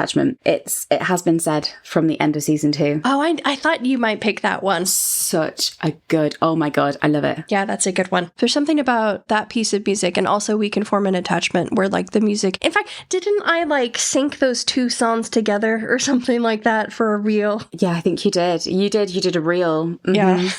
Oh, they're so beautiful. Those two are really good. Also, it goes without saying that my heart just stops whenever I hear the Polin theme, especially in 301 when Penelope first sees Colin outside the Bridgerton house and how the music swells so beautifully during their first kiss. Yeah. Okay, Lucky, pick your next category. Let's do the cut lines thing. Oh, Victoria has an important question for you, Lucky. Okay. From the scripts you've already read, did the line, "Be daring, my darling," from the much scrutinised 2024 Happy Planner really not appear anywhere? Was buying that planner and paying ridiculous shipping costs to Australia a big waste of money for me? The answer is definitely yes. So firstly, can you provide a bit of context to anyone who wasn't here during the Happy Planner scandal? Bridgerton had a collaboration with this brand called Happy Planner where they make like journals and stationery and stuff like that. And they had a bunch of like notebooks and stickers and things that said quotes from the show, all's fair in love and war, stuff like that, including "Be daring, my darling." And we're like, oh, who says "Be daring, my darling" in season 3? Someone must say it. Does Colin say it to Penelope? We thought Violet might even say it at some point. But the big hope was that Colin might say that to Penelope and encourage her to be daring, especially with like the Lady Whistledown drama. We thought like, oh, he's going to like accept her. He's going to like, encourage her to be who she is. Reader, he did not. To be daring. He did eventually, but And then the second he did, she went, you know what? I'm tired of that. Let's pack it up. And he's like, what? So it ended up not being in the show. When I went to look at the scripts, I opened every one and I searched daring, darling, etc. It did not come up. So no, I don't think that was, at least it didn't make it into one of the final drafts of the episodes. Maybe it was something that was in there earlier that was cut, or maybe it was just a phrase they invented that they were like, this sounds kind of Bridgerton-y. Yeah. What a great line. Would have been fantastic to have it. Would have been great, yeah. And then Victoria also said, do you expect they'll put the scripts for season 4 in the museum in LA? And Lucky, will you go read them? Do you think there'll be a lot of Polin in there, and will we be able to deal with it if there is? Victoria said they're still not over the missed line. It has only been us from the dream sequence. I think they'll add them eventually. I don't know when they'll do it, and I don't know if maybe we'll be wary of doing it now that they know someone has gone and looked. Whoops, Daisy. I'm just going to look now and see if they were added, but I'm pretty sure that the library is still closed because, interestingly, the Writers Guild staff, like the staff that works for the Writers Guild, have their own union, and they're on strike right now to get better wages from the Writers Guild. So no trip for Lecky. And it's been months. I feel bad for them. So, support the striking Writers Guild stuff. Yeah. But let me look at their catalog. They're not on there yet. But when I found out, I just had a thought. I was like, I wonder if those are in the Writers Guild library. And I looked it up and they happen to have just been added not long before. So we'll see when they're added. Will I go look for them? Maybe. It depends. You know what? So, sometimes there's a beautiful phrase, don't pull at that thread. I don't know if anything good would come from that expedition. I think they exist now only in my memory. I don't think there would be much Polin content in there, so there'd be like innate disappointment. The one thing I do want to know is what the hell Eloise and Penelope were talking about in episode 4. Right. I'll disagree with you. I don't know if I'll go look, maybe. And if someone else wants to go do that, they are also welcome to do so. I do think there will be cut Polin scenes in there because I can't imagine that there wasn't dialogue between Colin and Penelope that ended up on the cutting room floor, considering how little we saw of them while they were in multiple episodes. And having read season 3, those scripts, there were cut Cantony moments, there were cut Antony and other siblings and stuff like that. I don't know if there will be a lot or like anything super significant, but I think there's definitely a chance there is some missing Polin dialogue in there. Definitely the missing Penelope scene will be in there. There will be some tidbits. I bet. But I just need to reiterate that we don't know when they will be added or how long that might take. So for context, season 3 was submitted to the library in July 2024, but seasons 1 and 2 were submitted only a month earlier. So long after those seasons came out. So who knows? Lucky, I'm going to take us to The Pursuit of Mankind, a wonderful place to be. Okay. Let's rattle through some easy questions. Paria said, what are your favourite line deliveries and acting choices from Nick and Luke in season 3 and other seasons? Because especially in season 1, 2 and 4, when they're not the focus, and sometimes they're in the background, what you'll notice is they do such a good job of still investing so much in the character. I think we've talked before many times about like how great they are in the background scenes. But let's focus on like major moments where they're the focus that you're like, what an acting choice you made there. Okay. So season 3, Colin's delivery of, but I do mean it, in the carriage is one of my favorite things. The whole of that, I do not want. No, but I do mean it, because he like whispers it. Yeah. It's so good. The whole of that's great. The whole of the carriage scene is insane. But like that one line, I think is maybe my favorite. But I do mean it. But I do mean it. Because he has to convince her, right? It's like such a huge moment to actually for her to believe it. So sincere. Yeah. Oh. What's beautiful about the carriage scene and why he's such a great romantic hero is that he isn't fearful of love. He isn't afraid of his ego or anything like that. He like cracks open his soul, lays it out, and he's like, here I am. And this is genuinely how I feel. Yeah. And like you feel that like radiating off of him in waves. And so you totally understand why she believes him. And like that delivery of, but I do mean it. It just conveys such honesty within him that is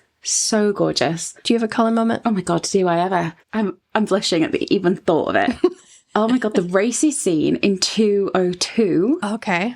Because on paper, we were like, before Lecky got the scripts, we were like, there has to be something in the scripting of the racy scene where like, it's like, Colin, you need to act like the most entranced, in love, bemused, just so focused version where he's like so enamored with Penelope. Yeah. And then you actually get the script and on the page it's like, Penelope, Colin, oh, how are you? Like it's so flat. There were no directions there. Yeah. And like it could have been played in such like a transactional, like just a conversation where he's like being nice. But what I think Luke does so well in the earlier seasons is like he layers Colin's lack of awareness with the actual, like his face knows what his soul doesn't just yet. Oh, yeah. Like his face like knows that he's so in love with her. And in the racist scene where he's like tilting his head. It's the pauses and stuff like that too. Yeah. And pausing and like fluttering his eyelashes. Just so entranced by her and like so invested in the conversation they're having. Yeah. I love moments like that. It reminds me of the interview Nicola did where she said when they meet in season 2, it's like leveled up the relationship. They've taken their relationship to the next level, almost like they've been talking on a dating app. But through paper. But yeah, through letters. cute. And they have to like learn how to be around each other. And there's like the awkward tension of, like trying to get to know each other in person again after having expanded the relationship so much through their correspondence. Season three. Let me think. I mean, obviously there's really funny moments like in the tent in episode 3 where she doesn't have a clue what he's doing behind her. And she's like, oh, Devlin's not unpleasant to look at. And he's like, what are you fucking saying? Like there's so many funny moments like that. But I'm trying to think of like a major moment. I like one for Nicola where like the delivery is like so important. Well, I have one for season 3 for Nicola. Please. Okay, so I love Nicola's acting when she's watching the ballet in 304. Oh my god. That whole thing is like, if you had to talk about like favorite moments, I think we have some questions here about that actually, like, you know, which Polin moments really still get you. I can't remember the question, but someone was like, what is your version of Polin that like you think back to that like really sums them up as characters? And like to me it is Penelope in season 1 episode 1 when she's watching Colin at the butterfly ball. Well, it's not butterfly ball, she's just got a massive butterfly on her. She is the butterfly, yeah. That, and then like you say, like Penelope watching the ballet is one of the most important moments for her character that, again, like I get complete chills when I watch that scene. Yeah, I would say that would be my season 1 Penelope scene also. For Colin, this is a background scene. Oh, bring it in. But I like him fighting Gregory, like teaching him boxing in the background. It's so cute. Any moment like that, you're like, oh, unpopular. But I think Colin, when he speaks to Marina after the scandal has broken, and like he's so, again, like so broken open and lost, I think that's really good. Because again, like Luke plays it with the knowledge that Colin is being very truthful to himself in that scene and believes that. But then he also doesn't play it to its full capacity because you have to make room for like true love and the impact that has on you. Season 2, Colin and Penelope. What would I choose? No one else would pick this scene but me, but I really like Colin greeting Penelope as the lady of the hour. Lady of the hour. And she beams like she's a Christmas tree. Oh, love that. That is lovely. I'm still trying to think of like a key season 3 moment. I must be missing something super, super obvious. There's so many good season 3 moments, like both of them in the first kiss scene. Oh my god. Acting is on point there. Because that's a hard scene to convey, to make believable. Just like the carriage scene where you're hitting so many different emotions just in one scene. Oh my god, Luke crying during the Whistledown reveal. Yes, when he was supposed to be angry. Yeah. That was a choice that like... Yep, that's full Luke Newton. Yeah. And what a great call. What an important call as well. Oh, chills. Lucky, this is a quick question from me. Which Polin songs do you still play and think of for their story that aren't in the show? So are there any songs that like didn't make the cut that you wish had, or still when you listen to them is immediately like, that's a Polin song to me forever and always? And is it Perfect by Ed Sheeran? Oh, you know what? That one I can't divorce from Polin ever. And in like the lead up to season 3, when I would drive somewhere and that came on, I just would think of Polin. In the words of Taylor Swift, that was the loss of Lecky's life, I tell you now. That was a dark day when that got released and it wasn't on the soundtrack. Oh, it's such a good fit for them. And what you wanted is like, you know, when you talk about the bug ball dance between the two of them and the ways that lacked, like you wanted, like, imagine like a string version of Perfect where the focus is so on them and that is playing, and that is kind of like the image that you had. Yeah, I get that a lot.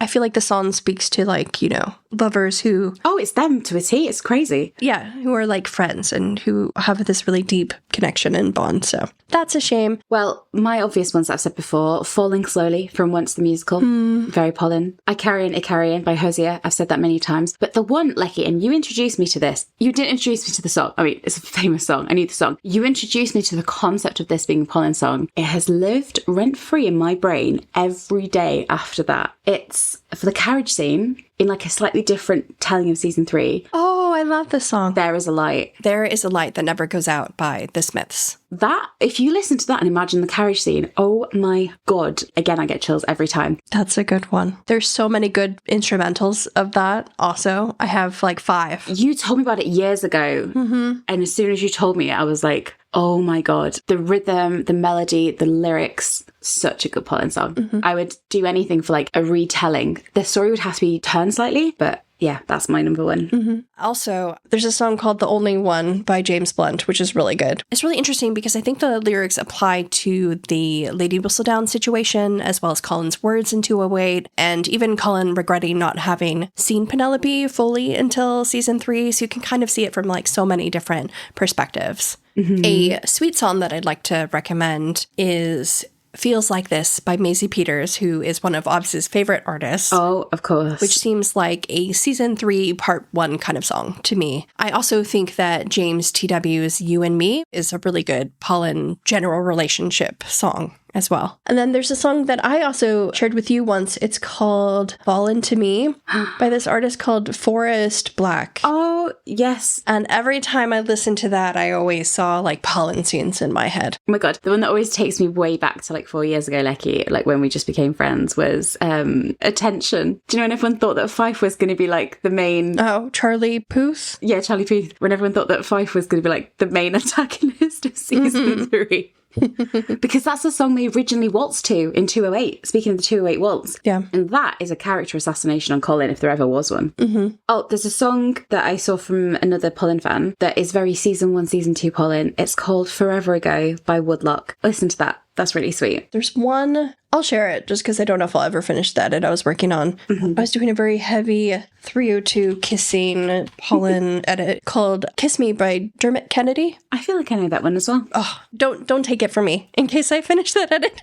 Don't take it from me, listeners, in case I ever finish that edit. Don't steal it. But yeah, I would say my number one Polin song of all time is Perfect by Ed Sheeran because I think it is Polin's song. Oh. Now, the different what ifs. So if we could change their story, how would we do it? And I don't mean that as like a whole, like if you could go in any direction, but I'm thinking about like key moments. Like in life, Lecky, there's always everyday moments that you go through and then you hit like a fork in the road where like the actions that you take at this specific moment will send you off in a different direction. So I was thinking about like what are the key forks in the Polin story where like they're so foundational that if something slightly different had happened, what would have ended up going on? Okay. So it's not really how you change the show necessarily, but what do you think would have sent them spinning in a different direction? I have a couple of examples for you. So if Pen had been able to confess in 108, what do you think would have happened? What do you think would have happened? Colin would have distanced himself from Penelope. He's been like, British Seaways, is that a boat to Greece?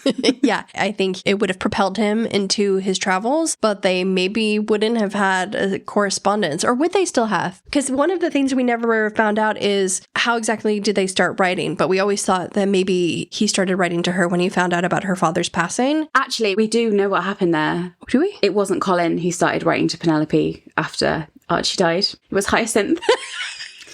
It was... And she was like, by the way, Colin says hi. For fuck's sake. Okay. I always imagined that Colin starts the correspondence because he hears about the death of her father and because he'd gone through a similar experience with his own father and because they were friends that he reached out to her. And I feel like that might have saved Penelope in that scenario and their future relationship. He might have been really awkward with her at first, but then if he found out that her father died, I think he would have reached out to her as a friend. Yeah. And then through the letters, he gained a new appreciation of her. Thank God he died then. I think what would have happened, I think we talked about this a very long time ago, they would have turned into Book Colin and Book Pen because Book Colin, the key difference between Book Colin and Show Colin was Book Colin always kind of knew that Pen had a thing for him. Yeah. And he was so afraid of hurting her because he wasn't ready that he like put a distance. They were friendly, but there was a distance. Yeah. I think had she confessed, he'd have been like, oh, that's lovely. Thank you. And then he would have gone, I'm just going to finish packing to Greece. Yeah. I'll be back in 12 years. I'll see you around. It would have freaked him out and he'd been so worried about hurting her that there would have been like a distance. So they would have got there eventually, but it would have taken them a lot longer. Because I think his lack of awareness really set them on a much quicker path, ironically. Yeah. Another thing I think that would have fundamentally changed their relationship is if she had said no to his proposal. You're right. It is the thing if Pen had said no to his engagement, which I still maintain would have been so good. But also, though, because her dad dies, I wonder if that would have at least triggered their correspondence. Yes. He would have been unkind to her. But I think so much of season 2, for example, is because he has no knowledge, like he has no awareness. He allows them both to like catapult or like free fall into this thing where she's like, oh my God, this thing is going between the two of us. And then you have that like massive like car hitting the wall at the end of season 2. And that propelled them into their story in a way. Yeah, I think he needed to stay unaware to keep them like at this pace to launch into season 3. They would have got together eventually. Yeah. But to go back to her turning down his proposal. Yeah. How do you think that would have gone down? I would have loved to have seen that. That'd been such better storytelling. Oh, that would have been so cool. I think he would have basically spent the rest of part 2 chasing after her until she changed her mind. Yeah. Well, I think what would have happened is they have that moment. So let's say it's exactly the same. Like Debling rescinds his offer. He chases after her. They hook up in the carriage and they stop. And he's like, oh my God, obviously that we're together now. This is amazing.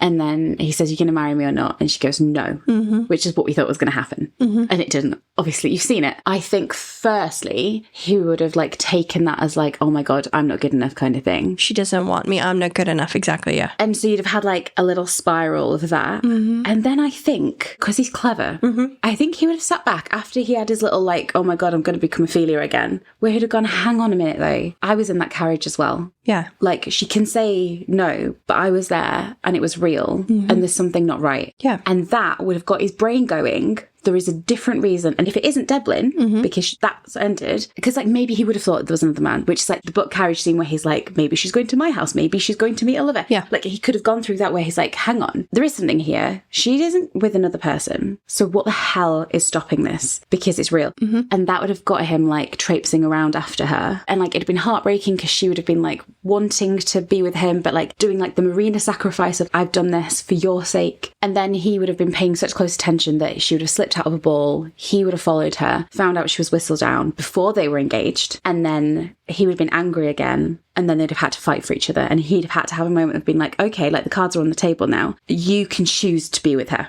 Yeah. Because the way it comes across in episode 7 is like, oh, I'm stuck with you now. Yeah. And that isn't Colin's fault. It's like the writing's fault. Yeah. What would your season 2 moment be? What would have happened if Pen hadn't overheard him? I don't know that they would have got together in season 3. Yeah. What would have motivated her to seek out a husband? Because like that had to slap them both in the face. Yep. So I don't know if there's like a massive like turning point in season 2 beyond like the Marina thing, but more that would keep the status quo. I mean, it's like it's like what if Colin had have gone to the Hearts and Flowers ball and saw how beautiful she was? That's a good one. And that, my friends, is a fic called Fill of Love. It has been thoroughly answered in every format of the question you could possibly ask it. Yeah. So if Colin had stayed home the night of the Eros and Psyche ball, or / if he got a stitch when he was running after her, / if he never got the courage to tell her. He's just crying in a ditch somewhere outside the ball. Like, oh God, I should have worked out. Yeah, like if he hadn't have gone, well, I think we know that Pen wouldn't have gone through with the wedding if it had come to that, because you could see from the ballet scene that she wasn't in it. She might have gone through the engagement, but if Colin had never plucked up the courage, what would have happened? I think Pen would have still...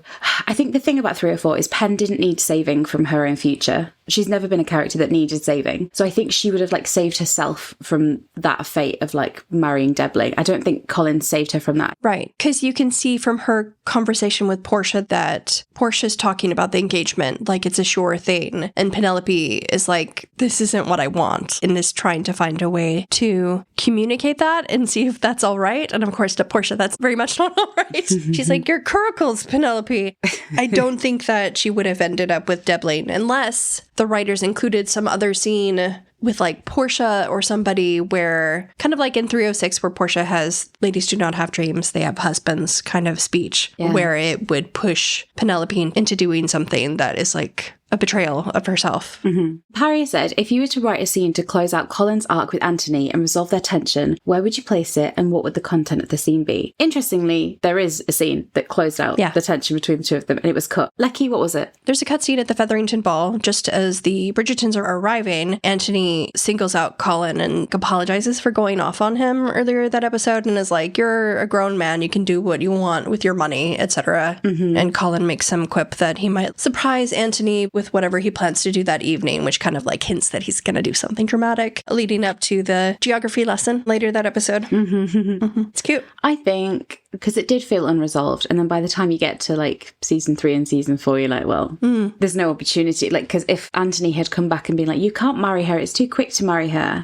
But Anthony comes back and he's like, oh, great, good, crack on, go tell your lover. He's not there long enough to really weigh in much either. They could have done a really interesting arc between Colin and Anthony in season 3, but they didn't have time for that. I think the only thing I would like to have seen, or that was missing, is like a moment where Colin like confronts him, not in like an aggressive way, but he's like, I appreciate the sacrifices that you make, and I know that you look out for me and everything like that. I need you to be my brother. That's exactly what I was thinking, yeah. It's just like a scene where he's like, I acknowledge that you sometimes take a father role in my life because you're doing your best, right? However, what I need from you as a grown-up now, I don't need you to be my dad. I don't need you to be this overall guiding force. I just need you to be my brother who is there for a drink when things go well, when things don't go well. Yeah. And like that realization for Anthony would have been useful for him to be like, you know what? They're all good. You don't need to like worry about them every step of the way. You can pull back, you can relax, you can take a deep breath, and you just need to be everyone's brother. But yeah, I feel like, yeah, I would have liked to have seen that expanded upon more. And in the end, it wasn't really needed, which was interesting. You know who got the brunt end of that? Benedict. A man named Benedict. And I'll tell you, I found as much enjoyment from Benedict being absolutely red for filth as I would Colin and Anthony having a scene. Yeah. Like a Two Clouds said, what is your favourite line, speech from each of them? Mine changes, but I'm a sucker for the assuredly, fervently, loudly scene from Penn in 108. Oh, beautiful. And right behind it is Colin's carriage scene speech in 304. Though his apology speech is right behind it. Lucky Merrick, is yours the apology scene? I think you've hit the nail on the head there. I think the assuredly, fervently, loudly scene is so beautiful and so brave of Penelope before the hammer comes crashing down on her. And the carriage scene dialogue is perfection. But you do love the apology scene, though. The garden apology? Yeah. Yeah, but it's not so much the dialogue as just the entirety of that scene. It's in the place where he hurt her, and there's like all the symbolism and the way the light fills her face at the end. She turns her face back into the light because the relationship has been repaired. His swishy brown coat is great. If we're talking dialogue, though, Of course. the love confession that Colin doesn't know is a love confession is one of the best things that came out of Polin season. But the carriage scene, I think, takes the cake. No pun intended. Can't be topped. Yeah. Any of the quick ones I'm trying to think of? Purpose. The purpose scene for Penn, obviously. Oh, what he says at the Osterley ball when he's like, you Penelope Featherington. Yeah, that's a good one. It's not like a great line, I suppose. And I suppose the 208 dance when he's like, I'll always look after you is great, but your word is dust after that, babe. Liz said, if you had to pick a Polin scene to illustrate the relationship to someone who has never watched the show, what would you pick? It's a hard question. Just one scene that encapsulates them. There's so many funny ways you could go with this. They're all the like calamitous answers that are coming to me. I don't know if this is the right answer because I was going to go for like a season 1 scene, but I'm just going to say this because of the dialogue in 207 after the staircase scene. A relationship has taken place so naturally one could take it for granted. And there's this like awkward tension between them and he can kind of sense that she's keeping something from him. And then Portia interrupts. They're exchanging weird glances and bowing at each other before he like storms off after telling her mother that he was just telling Penelope things that he would blush to tell anyone else. He seems so oblivious but in love with her at the same time. I feel like that's a good example of the relationship. And an important part is that like she is like looking at him like he's hung the moon, which is such an important part because like your instinct is to go for season 3. Actually, if you're trying to encapsulate their story, I don't think season 3 necessarily gets the nature of like these are two friends blindly stumbling in love towards one another. If like you capture them when they're already in love. My other answer was going to be the Byron scene in season 1 where she's watching him even though he's there to court somebody else. And even though he's there to court somebody else, he can't resist looking over at her. Yeah. And then on his way out, Portia's like, oh, don't forget to say farewell to like my only 2 eligible daughters. And he like storms right past them to talk to Penelope. She makes this quip that actually surprises him because it's so funny and charming. And he smiles at her and she watches him go wistfully as he walks off. We'll do that for season 1. We'll do Staircase for season 2. Season 3, I'm going to argue. I'm going to say say the gallop along scene I knew you were going to choose that. I agree. from Ostley because they're geeks. Yeah. They're nerds. They're dorks. Yeah. And like he says the most daddiest joke ever. And she thinks it's like the most entrancing thing that's ever been said in the world. And like it's just the two of them like giggling at the side of a ballroom. Yeah. Whilst he's like, oh, I'll find you a husband. And then season 4. The issue with season 4, Lecky, I'm sure you know, is like there are so many conversations between them that it's like really hard to like narrow down which Polin scene really, because they're in constant conversation, constant dialogue. Right. So like it's like choosing a book from the Library of Alexandria, isn't it? Like, where do you even begin? I would choose both of them blissfully eating their ice cream after having had a quickie. You mean the one scene that they had dialogue together? Is that the one you're talking about? But I'm not talking about the dialogue. I'm talking about like I don't even think they talk to each other, do they? he sits down and like digs into that ice cream, tilts his head up to the stars, reliving whatever happiness he's just experienced. And Penelope's having a similarly exhilarating experience with her ice cream. Yeah. I would pick that one maybe. And they like stumble out the carriage together, like hand in hand. It's very cute. Yeah. Rory said if you could add anything from the book to the show, what would it be? I think Obs and I may have similar answers for this one because although there's some really great dialogue and banter in the book that didn't actually make it into the show, there are 2 set pieces that I think could have worked really well in a Bridgerton season. One is the Smythe Smith musicale for the comedy of it. Oh, of course. And also the romantic tension in that scene could have been really good. And then, of course, the other scene that Ovs probably wanted in the show the most was the Berkeley Square scene, which really is kind of a shame that it didn't make it in there. On my Polin playlist, I have so many songs that allude to dancing in the rain or like dancing with your partner like nobody is watching. And to be honest, that would have been a really beautiful visual. So it kind of is a shame that didn't make it into the show.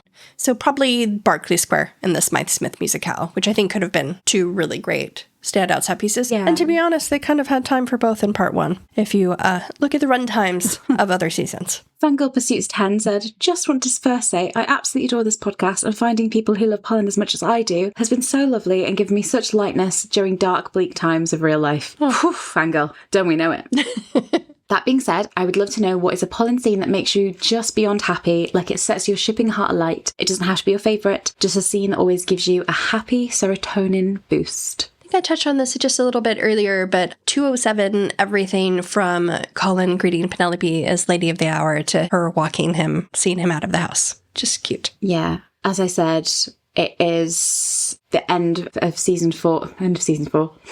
Where are they? The end of episode 4, 304. Anything from when he gets out of the carriage and goes into the dance. And nods to himself, fixes his jacket, very resolved. And then Pen is watching, like that genuinely, I get like spine tingles. Yeah. And then like a little moment, like the races scene, where I'm like, you two are so silly. Or the remarkable shade of blue. Okay. Well, if you're naming more than one, I'm going to name more than one, and I'm going to do the first kiss scene because we were just debating for Polin Week, which would have been number 1. You picked Remarkable Shade of Blue, which is really good, but I picked the first kiss scene. Yeah, if you're on Patreon, you heard me talk at length about the remarkable shade of blue scene. Whereas Lecky would have gone. I do remember being moved to tears by that dialogue and her speaking about the kindness in his eyes. The remarkable shade of blue? It was because we woke you up at 5 a.m. to watch it, babe. That wasn't why I was crying. It's just such a beautiful idea that she loves the kindness that she sees in his eyes when he looks at her. Come on. Okay, let's tackle My Purpose Shall Set Me Free, the Polin future. Let's tackle these all in one go, like, okay? Okay. I Love Polin said, Jess hinted we may see both Pen and Colin writing next season. It would be a dream come true. How would you like to see Polin in a future season? If she said that that's happening, I will take her at her word. I just fear that if we do see them writing, it'll be in passing. Like, we'll just see them scribbling away at their desks. But, you know, I will take it. Any proof that Colin is still capable of sitting down with a quill would be nice. Lucky Two Cloud said, if we only get to see Polin for 10 minutes in the whole remaining seasons, are there any things you feel like you would want to see in each one? Yes. For me, their dances are everything, and I would like to see even a minute or so of a dance. I would also like to have them writing or doing some task in partnership. And lastly, just give each of them one meaningful scene of their own to do, like matchmaking Colin or giving advice Pen. It would be awesome to have an all Bridgerton girl scene and then the Bridgerton brothers scene, but I feel like I'm being greedy now. Like, you've got 10 minutes to spend on this earth. How are you spending it? I do like Matchmaker Colin, so it would be nice to see more glimmers of that in future seasons in some capacity. Love the scene with the brothers in Eloise's book, so hope Colin's there. Has to happen. There will be riots in the streets, if not. As for Penelope, we have already seen her being a novelist. What else would I like for her to do? Maybe forming closer bonds with the Bridgerton women, just so we could get a sense that they're like a big, happy family. Mm-hmm. Yeah, if I had a couple of minutes for season 5, I would have Colin matchmake and write. Pen, I don't know what they're going to have Pen do. In Eloise's season, obviously need to see the Bridgerton boys scene. That has to happen. Otherwise, I think everyone in the fandom is united. It's like the one thing everyone agrees on. A Colin-Phil friendship also, please. Okay, I've revised this. I'll have 9 minutes and 30 seconds of Colin talking to Phil. So Colin, Phil, you've ruined me. Talking to Sir Philip. And then half a minute of like flashes, like flashbacks of just like any little Pen thing. Mm-hmm. Yeah, that'll do. And then in Hyacinth's season, I would just like to see Pen and Colin just staring at like the absolute chaos. Like they don't need to say a word, just like surveying the chaos that Hyacinth has left in her own season. Mm-hmm. And then the only other thing that I want from Pen and Colin is Colin up in a tree. A man called Colin in a tree. Yeah. That's all I'm wanting. Mm-hmm. My asks are very, very low in this life. I don't know how much they'll be involved. Obviously, it would be nice for Pen to be involved in Eloise's season. Mm-hmm. However, guys, a key thing about Eloise's book, and I know they're not going to follow the book, Pen's girl ain't there. Mm-hmm. Girl is not there. I would like Pen to find Eloise's like letters to Philip and to like figure out where she's gone. Mm. I'd like her to be like instrumental in that as her best friend. Mm-hmm. Have you looked under the floorboards? That's where I always hid my stuff. Yeah. And Colin's like, what? Also, as a little throwback, you had a very cute idea in our 101 rewatch of a scene in the final episode where we see the next generation pouring out of the Featherington and Bridgerton residences at the start of the season. So like perhaps Cantony and Polin's next child leaving for their presentation with Edmund and Elliot and all the rest in tow. Aww. That would be really cute. Liz said, now we know there's a significant time jump before season 5. What would you like Polin to have done in that time? I imagine there'll be like 8 more ginger kids. Yeah, I want them to be like a happy Polin family. I feel like with the time jump that big, would be nice to see maybe Penelope already published. My past idea was maybe a subplot of them trying to get published because they no longer have the notoriety of Lady Whistledown, but with 2 years, I guess I would like to see them have like a little collection. Colin's published his second book. Maybe Penelope's just published her first. Maybe they have another kid. What was it that Bean said? Travels into my wife. Yes. Mm-hmm. Yeah, that works. A vivid novel. A memoir, I think you could say.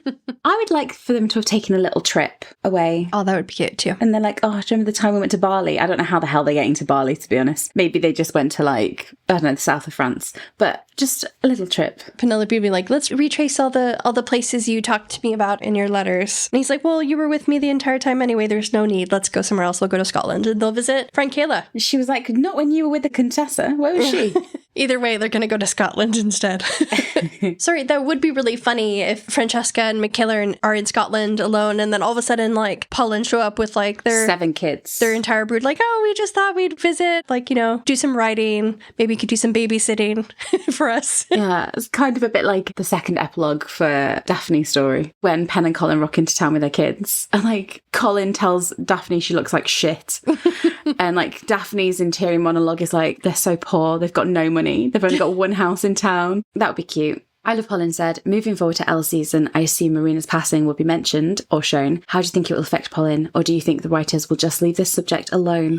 No, they won't. This is something I actually dread because I feel that the world of Bridgerton has been so unkind to Polin. And I think I've said many, many moons ago that to be a Polin fan is to know pain. Mm-hmm. And I can't imagine that they won't have Penelope and or Colin feeling badly and maybe even a little bit guilty in some capacity when they find out about Marina's passing. But I guess I hope that it's framed differently. I hope it's just framed in a very simple way that, like, they get a letter, or like, I don't know, someone's in town and they tell. Pen is upset because Marina was her cousin. Yeah. And Colin is just wanting to support Penelope. Yeah. I don't think they'll linger on it or make a massive plot moment out of it. I almost hope they use it more to set up Eloise's love story, in that Eloise is there when they receive the news or something like that, or Colin receives the news from Philip and Eloise hears about that, and that's what triggers her writing to Philip. Yeah. So I hope it's used in that way. And I just hope that they don't make Colin feel super guilty about it. It's a little bit like, do you remember season 1 where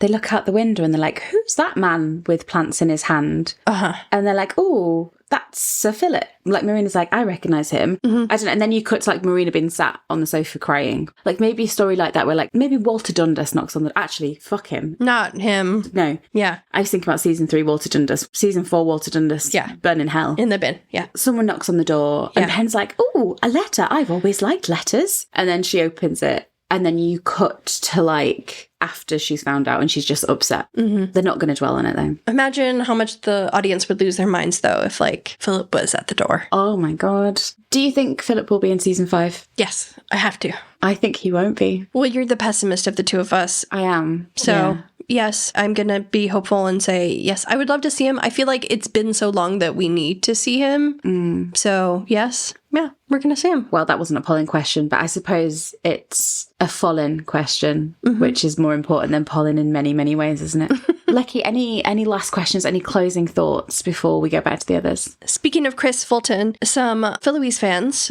approached him at LandCon or whatever Outlander convention he's attending at the moment. Once again, can someone create the TonCon? Thank you very much. Right. And this portion of the podcast episode we're recording a little bit later, so if this doesn't make sense timeline-wise, we recorded the rest of the episode a little earlier. But anyway, he was just at LandCon. He was asked if he's going to be in season 5, and he kind of like waffled on the answer a little bit, said that he doesn't think so, but he's hopeful, but may have more news the next time he goes to LandCon. I'm hopeful because it sounds like he doesn't know, but he could just be contractually obligated not to say anything. And he's not saying no, he's saying I don't know. And he said no to season 4. There's something positive there. There's a kernel of hope there. He said he wasn't in season 4. Right. If you remember. And then some fan told him her favorite quote from Eloise's book, and he recited the quote to her, which I thought was really sweet as he was signing her book. What a sweetheart. That is adorable. Looking forward to that man being a romantic lead on our favorite show. Well, we've planted the seeds. Let's go find the others. I was going to say to spread them.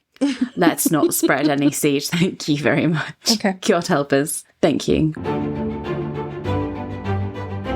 Hello, Beans. And also, Veg is back with us. Hello, Beans. How are you doing? So much has happened. Oh, good things? Good things. All good things. Okay, great. We said you were dog sitting. I'm dog sitting my mom's dogs currently. Then I had to go walk a friend of mine's dogs who is a nurse, and she has like a 10-hour shift today, or 10 or 12-hour shift. So walked her dogs, got stuck in traffic, went and saw my garden, found a mirror on the way. Oh. Ooh, mirror. Very Polin. So many Polin references. So I found a really cool ornate mirror, and then I found a mid-century modern light in my lobby that had free on it, so I took it, and it's beautiful. Oh my god, I love mid-century modern. Anyway. Well, Beans, welcome. We are in the middle of our Polin Q&A for Polin Week 2026. Wow. Yeah, okay. Beans, we're answering some questions. You can pick any category you like. Okay, it has only ever been only us. Was that wrong? Just the one only. It has only ever been us. Perfect. Okay, so this is a question from our listener, Nick, who said, if you could only pick one cut Polin scene from any season to have reinstated, what would it be? And Nick's helpfully listed them for us. So, season 1. There was that scene where Pen was leaving Bridgerton House and she bumped into Colin on the stairs and they both looked back at each other. That was episode 7, Lecky, is that right? I think it was episode 7. In the fallout. Yeah. Season 2, Colin inspecting the necklace, where Eloise interrupted Polin. Very infamous cutscene that was a mystery for a while until Lecky took one for the team and solved it by finding the scripts. So it was at the wedding. Polin looks at her necklace and is like, ooh, great jewels you've got there, babe. And then Eloise interrupts and drags her away. Season 3, of course, Colin's dream sequence and his line of, it is just us, it has only ever been us. Or an extended version of their reconciliation scene at the end of episode 8. I don't think that was a cut scene, but we can expand it if we want. We have an option there. Or season 4, Polin's cut dance that was shared by Jack Murphy. Nick has said, I'm sure there's others. Sorry, this is probably a horrible question. It makes me sad thinking of things on the cutting room floor. Firstly, Lecky, are there any cut scenes that we're missing? There's a really great one from season 3 before Colin leaves for the ball. He stares out his window at the Featherington house, and it's like a reversal of all the Penelope staring out the window scenes we've seen in the seasons that preceded it. That's a really good one. That's made that really messy, hasn't it? Yeah, I want that one. There's like 3 I would kill for. You have to choose one. Oh, I have to choose one? watch out, guys. Nick said, we have to listen to what Nick said. They said, if you could pick only one. So, no, you don't get your wish. You don't get any of these. Like, that's the best bit about it. You don't get a single one. Oh, But if you could, which would it be? Vegetable, which are you going for? either the one Lucky just reminds us of, or maybe controversially, I don't need the dream that much because I would have liked that to have been like in real life. Let's go the cut dance because I really liked that video. It was heartwarming and I wish we'd had better moments in season 4 that weren't just, we love shagging. And look at that blur in the background. I'm glad you chose that so I can choose something else. I also feel like if it was included, I wonder if we would just be like, oh, it's a cute Polin dance, but it's not as significant as these other cut moments. So for me, I would pick The Dream. It is only us. It has only ever been us. It's just iconic dialogue that I really need Luke Newton to say, to be honest, to hear him say. So that's what I would have picked. I will never forget you finding that out and then them releasing the candle like the week after. Yeah. To really rub it in. I think I loved the cut line. I think I very quickly tried to defend it being cut and everyone was like, "Ovs, Stop. we hate you." And I was like, I'm sorry. Because I argued that it showed too much awareness for him too early on. I'm going to go with the window scene in episode 4 because I'm a sucker for like a recurring motif. And the idea of him being the one at the window is just like so good. So I'm going to go for that one. Beans, you can go for any of them. You don't have to like go with season 1 as like default now. I think the stairs scene in season 1, episode 7. Oh, you are going for the last one. Yeah, because I've just been watching the other Mrs. Bennet, and I do love a yearning. Oh. I'm watching that right now. Yeah, I'm on episode 6, I think. It's so cute. It's on my list. I so badly want to see it. I'm dodging clips of it on social media. You'll like it, I think. The actress is also Miss Berrigan, I believe, from Bridgerton. Yeah, she's in Bridgerton. She is. She's very good in this. I like that then, Beans, because it would have been after the Marina fallout and them just having like a tense corridor moment. That scene is really cute because as they're turning to go, it's like Penelope turns and looks at Colin and he doesn't see her, and then she turns away, and then he looks back at her and she doesn't see him. It's like one of those really great like little rom-com moments. Right, who wants to pick the next question? Veg, you can go. Pick your category, my love. I'll go for Pursuit of Mankind. Miscellaneous polling questions. Got a good choice, babe. Oh, we can answer this. Well, we can all answer this one. Victoria said, I'm coming to London for a family wedding. I've previously lived in London, so don't need to see the main tourist sites. So what are your top suggestions for a Polin fan to visit? And Liz said, great question. I'll be visiting Bath later in this year. Are there any similar Polin locations in Bath you'd recommend? Ooh. Well, here we go. We know about a filming crumb or two, and Veg has lived in both places. So let's do London first. So you've got the obvious filming locations. Ranger's House. Old Royal Naval College. Yeah. Old Royal Naval College, which is where the Polin Chapel is, so where the wedding took place. And then all of the earlier filming before they built the set for season 4. All of like the carriages and the exterior shots were shot at the Old Royal Naval College. And is it Queen's House, Veg?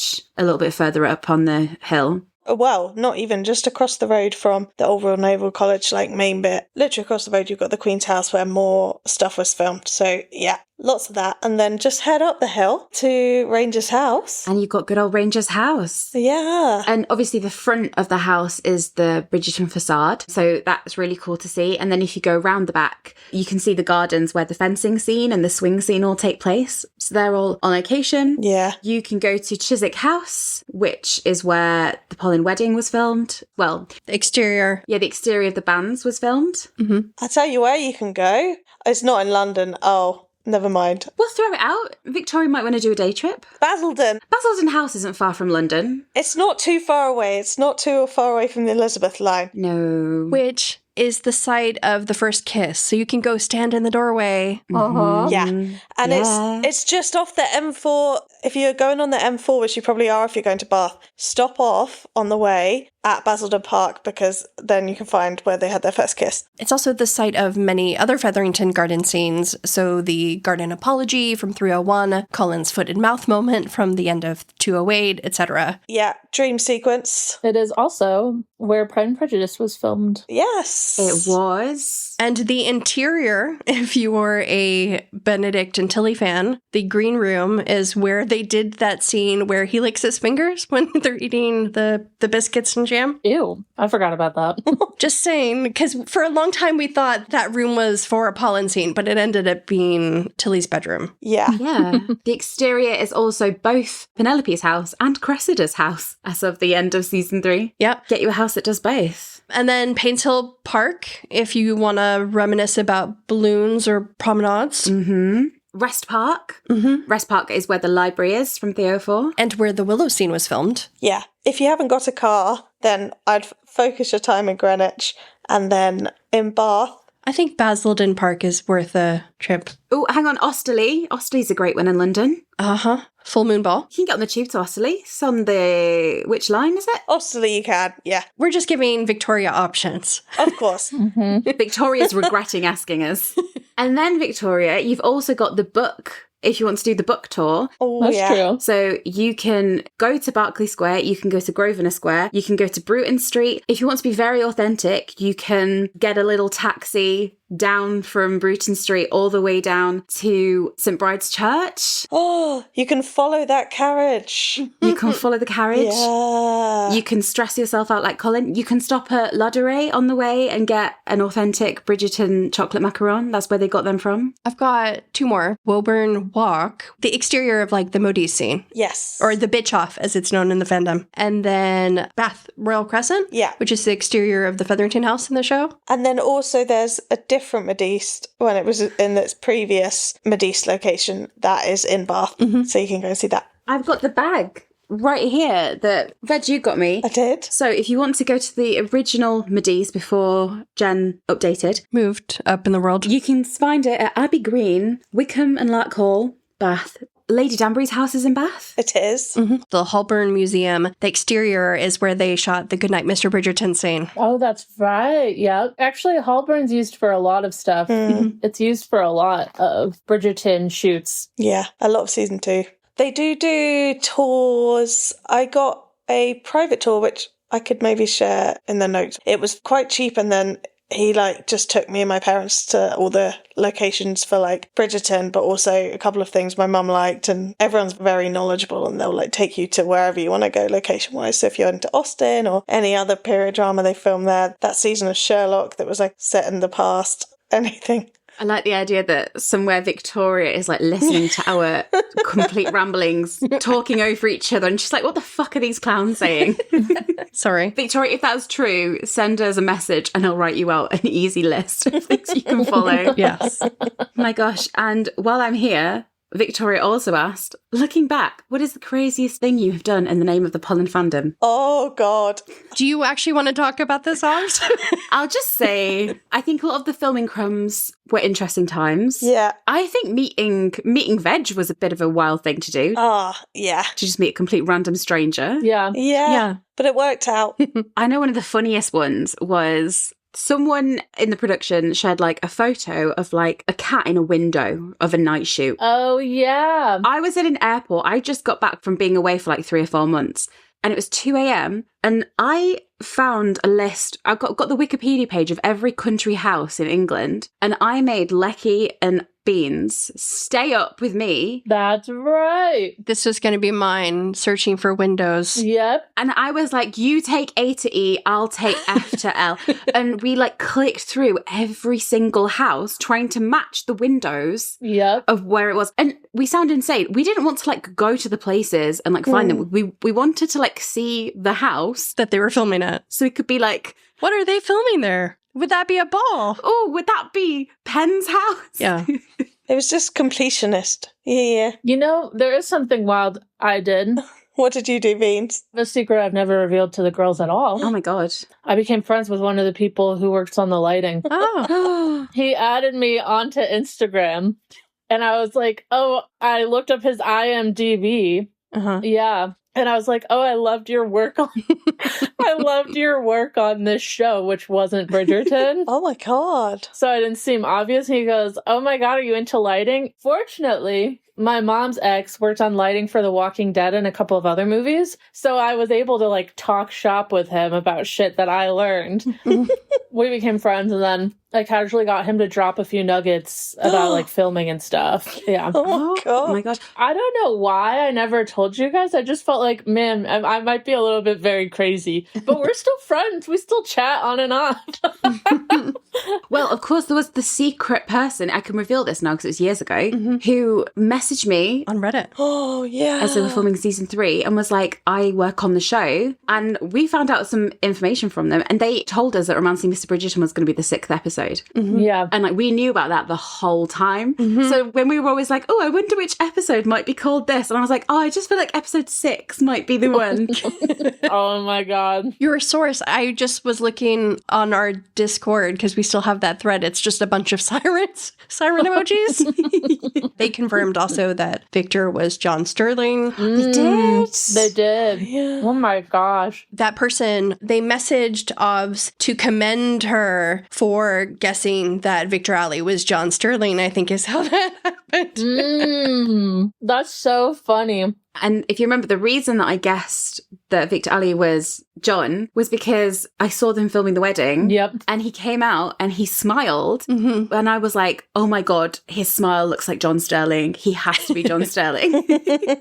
I think the craziest things were just the amount of, well, just the whole time that we've put into the podcast, you guys especially. But like during filming, the amount of time that like Ovs and I would stand by like the Queen's house or stand somewhere and like we would just like watch them bring flowers in and out for hours in the hopes that we'd see something. See somebody. Yeah. Yeah. That was a bit unhinged. One of my favorite stories from that time of, you saw that they were setting up for the Polin wedding in the church, like the arches and stuff like that, and you wanted to take pictures, so you pretended to be having an argument with your boyfriend on your phone to take picters.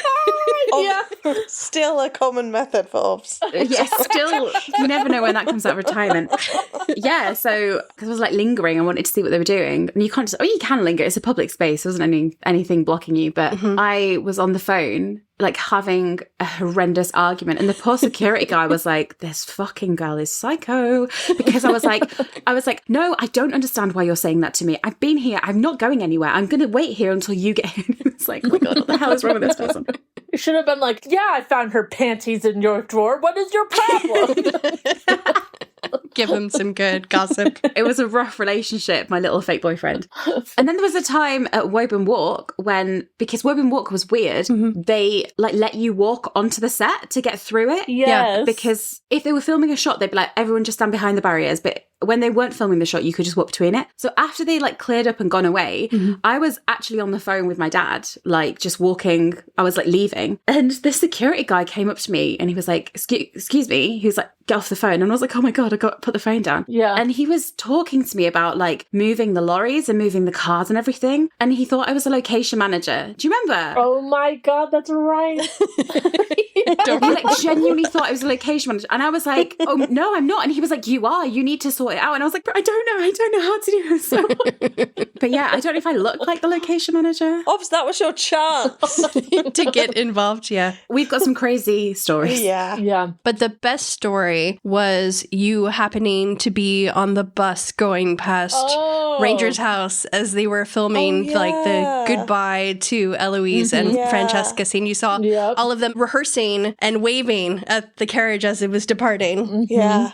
Ovs' bus route took her past Ranger's house and it was on a diversion. And so she has a picture. Yeah, so she has a picture of like a blurry, pixelated Polin. It was very exciting. Also taking the Uber boat. I did take the Uber boat to a different set. That wasn't anything to do with Bridgerton, but I took the Uber boat nonetheless. No. Belgravia? Belgravia, yeah. Season 2 of Belgravia, it was the wrong location, was in Bridgerton, but... Just a big church. A lot's happened. Yeah. Seeing as though we're getting very nostalgic, guys. Purple Cat, our lovely friend, has said, I'm feeling rather nostalgic today. I was just in Bath last weekend, and every time I drove past the Holborn Museum, it always reminds me of the season 3 pictures and filming weeks we poured over. year. So I wanted to ask, what was your favourite blurry blur and how did it compare to the real thing when we finally got season 3 on our eyeballs? Before our eyeballs, not on them. Like printed on. My favorite was Pixel Polin, which was like a blurry picture of Polin that we just talked about that Ovs captured from the bus, because you could just barely tell that Penelope was standing next to Colin. Right. But it was obvious that they were together, or we knew it was toward the end of the shoot. We were like, this is happily married Polin, even though you couldn't really see them in their entirety. It brought a lot of relief. Veg, what was your blurriest blur? Maybe the initial pirate Colin blur. Oh my god. Oh god, yeah, iconic. I was going to say the same thing. Or Blue Pen outside of Rest Park was a good one. Blue Pen's mine, I think. Blue pen was good. She was beautiful. Oh, My favorite blur... My favorite blur was, what's her face? Come down like a ghost. The Headless Horseman. Oh my god, Tilly. Oh, Tilly? Oh, Tilly. The Headless Ghost Tilly. There was like a bad paparazzi shot of Tilly wearing like a jacket because it was really cold, and she kind of just looked like a headless ghost. We all thought it was Cressida. Yeah. What was hilarious was like the next day they released like a casting announcement being like, oh my god, it's Tilly. And it's almost like it was in reaction to those leaks being found. Yep. And it's like, we never were going to guess that it was Tilly from those. I don't know if you guys remember this. Basically I had all of these things saved, all of these hashtags, tabs, whatever saved. So I clicked it and found a random doctor's, I think he was a dermatologist. I remember this. I found his random YouTube and we got tons of videos of Bridgerton, and that's how we got Miss Tilly. Because they'd driven past the set and just taken some like random videos and we zoomed in. Yep. That's also how we got Blue Pen. That's also how we got Blue Pen. Also how we got Blue Pen. It was the same footage. We thought it was like 2 kids. yeah, so we thought it was a child. Yeah. It's like, Penelope is the small child in blue. I think my favourite blur was the blur at the Old Royal Naval College of a man we thought was Colin in like a purple velvet, very flouncy outfit. Yes! Willy Wonka Colin. We were convinced it was him. I wasn't. And so we spent months being like, there must be a reason why he's dressed like this. Some of my favourite memories from filming is when the fandom would like take something out of context. For example, when Tilly was announced and they'd be like, oh my god, she's going to sleep with Colin the night before their wedding, and like all of these like things. Wrong cast member. And the day that Beans just put out a post being like, calm the fuck down. Yeah. Oh my gosh. So Purple Cat, yeah, we're feeling nostalgic too, are we not? Yeah. Which brings us to potentially our last question of our little Pollen Q&A, and that has come from Worrying Poet. Worrying Poet has said, I was just wondering what your plans for the podcast were moving forwards. Appreciate life has been tough for you all, and you've been super busy, and we've already had your reactions to season 4. Now we're in the wilderness weeks for probably the next year or so, and I'd fully appreciate if you need a break. Just wondering if you would do season 4 rewatch. Harder, as there's a lot less Pollen in season 4, unless you're going to analyse multiple blurry shots, or if you'll wait till there's a solid season 5 news to talk about. Beans, have you got any little updates for us? Oh god, the pressure. We've assigned Beans. I think we accidentally like made it really nostalgic by complete coincidence, and now we're like, oh my god. Yeah. Okay, I was gonna write something down, but it's me. I didn't write anything down. From the heart. Yeah, so this is actually our penultimate episode. Our last episode will be in the future, and it'll be our final episode for the time being. It's actually very funny that they did mention that we have been going through a lot. There's a lot going on in our lives. And I think it was just one of those things where like we're all just sort of... I told this to Lecky a while ago when her and I were chatting. I said, I think I'm just excited to just be friends for the time being, to just like experience friendship again and not be like so caught up in the podcast and posting things. And Lecky and Oz have carved out a really like huge chunk of their lives into it, especially as like I've taken a huge step back, which was never what I intended, but I just had so much going on in my life. And I also think that there is sort of a burnout that's kind of happened with all of us. Like, it's just getting to the point where initially, after we finished season 3, it was only going to be like 1 episode a month, whatever. And then we just kept we just kept going and going and going. And so it was like sort of a, when is something going to give? And now we feel as if this is our moment to inhale and exhale, to like take that breath and like take a step back. Will it necessarily be our last and final episode? I mean, that's to be determined. We could maybe talk about season 5 in the future. I don't think we'll go the lengths that we have in the previous seasons like ever again. But I think right now, since the season has ended, we will also be leaving you guys in the wilderness weeks as well. We're like, bye guys. And we're so sorry. Sorry. We're so sorry. We're still here.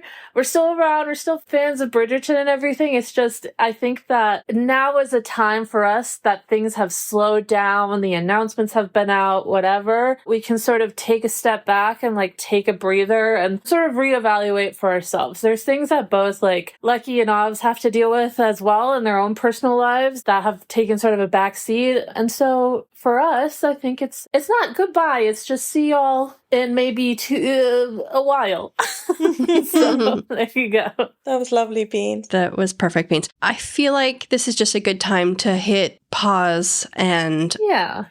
take a breather. Right. We've been holding our breath for so long. It's just finally time to exhale. Right. And when we continued the podcast after season 3, it was to tell like the complete Polin story. And it kind of feels like that's kind of been concluded in season 4. Mm-hmm. We don't really know how much we'll see of them in future seasons, even. It feels like we've kind of finished the Polin arc. So we felt like this was a good place to potentially wrap up things. Yeah. Yeah, and it was like, the thing is, we've been doing this for like nearly 3 years, which is literally, I don't even understand how it's been 3 years, to be honest. Like, that's crazy to me. And like, when we started it, like, I don't even feel like the same person. It's really funny. Like, when we started it, we were going to do it for like 3 months. Yeah. Like, genuinely, we were going to do it for 3 months. Yeah. If you'd have told us then that we were going to do it for 3 years, it wouldn't have even like computed that even being a possibility. Right. Yeah. And when we did set out to do it, and it took so long for the season to come out and everything, like the aim, I mean, we all had like different aims and stuff, but like the main aim that like we had was to like tell a complete story. I really care about like telling a full story. And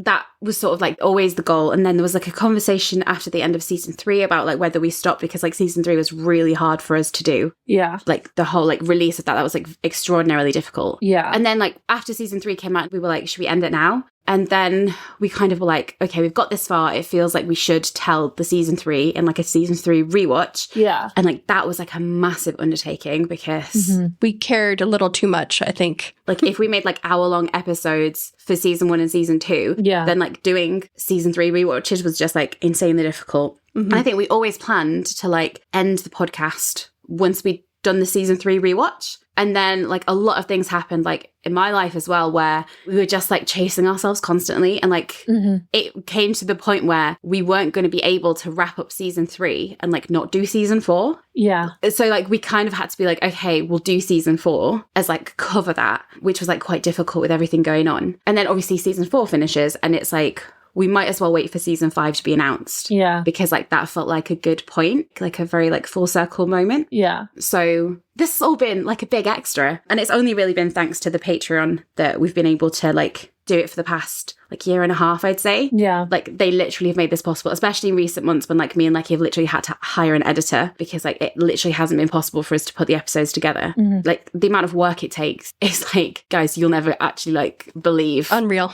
Yeah. Yeah. You wouldn't believe, guys. It genuinely, it sounds silly that it would take that long. Yeah. Yeah, Beans and I have said before, but we're just so grateful for everything that, especially that Ovs and Lek have done in like the recent sort of year or so. Yeah. It has been so much weight on you two, and obviously Beans, I know you've done plenty as well, but just wanting to help, but just not having the kind of mental strength enough to consistently show up. So having this moment where we can like really lovingly reflect back on everything that's happened in the 4 seasons, the amazing memories that we all have together. Like, yes, it's been super hard work, but some of the things that have come out of it, which I'm sure we'll talk about in our final episode, but some things are just the most magical moments of my life. And I'm so grateful for all of it. But yeah, I think it's just that point, isn't it? Yeah. I don't think we ever anticipated it getting to what we are now. I mean, I looked at the YouTube the other day and there are like 17,000 subscribers, and I was like, how the fuck did this happen? So it's just wild. We just put out our 85th episode, and then I was adding... Did you count them as well, Lecky? I think we've done 11 weekly crumbs, and then we did the Bridgerton podcast episode, and then we had one extra episode, which, if you remember, was like about the strike, the Writers Guild strike. Oh, yeah. So technically, our last episode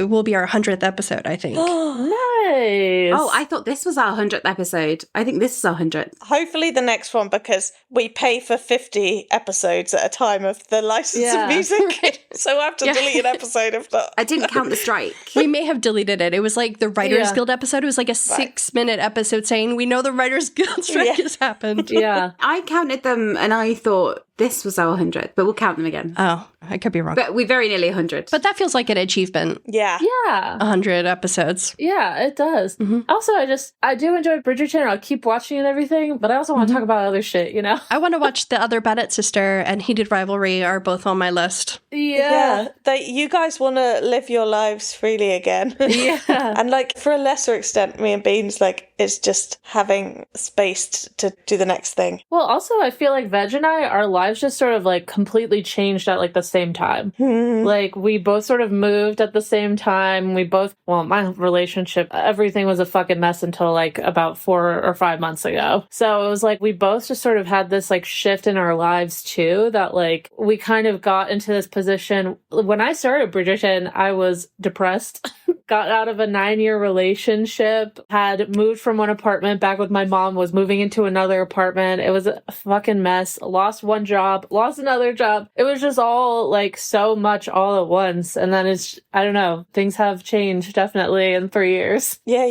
Yeah, you and I are very similar, Beans. I was in a very long-term relationship where I was unhappily and very mentally ill. Yeah. And now I'm gay on antidepressants. And happy? Yeah.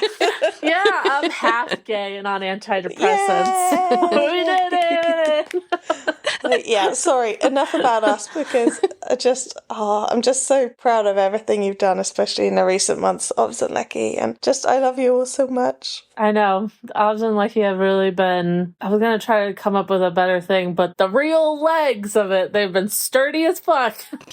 This is actually a great moment for me to, again, thank our Patreon members so much for their support, especially recently, and to also thank our amazing editor, Z, who has been helping us out with our most recent episodes. He's done such an amazing job and really has been such a help, so we highly, highly recommend him. If you are looking for an editor, we will be including a link in our show notes so you can get in touch with him. Moving on, I'm looking forward to doing movie nights and stuff, which we've done once in a while. Yeah. But that's always really fun, and to actually have time to do that will be really fun.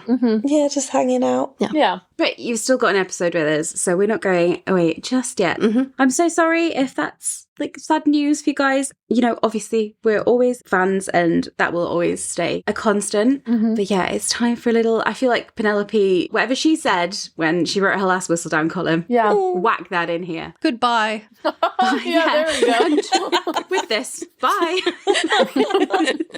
Powerful words. I mean, listen, things change. We could totally come back for a season. Don't cross your fingers, everybody. I'm not saying it's a guarantee. I'm saying we could check in occasionally, you know? But we will have one last episode and it's going to be a big old celebration of everything. Yeah. So we'll be answering your questions, we'll be chatting, we'll be reminiscing, and yeah, saying goodbye to everything that we've done over the last 3 years. It feels like a full circle moment, I think. Yeah. So until then, Beans. Should we record it off like we did for the first episode? Oh.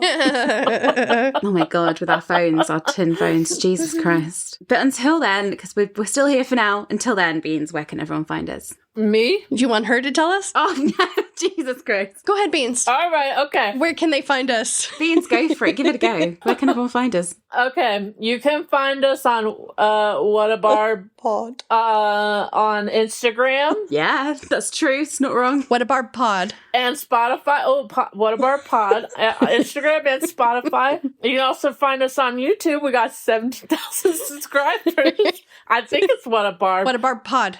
But What a Barb Pod. You can chit chat with us on Patreon for the time being.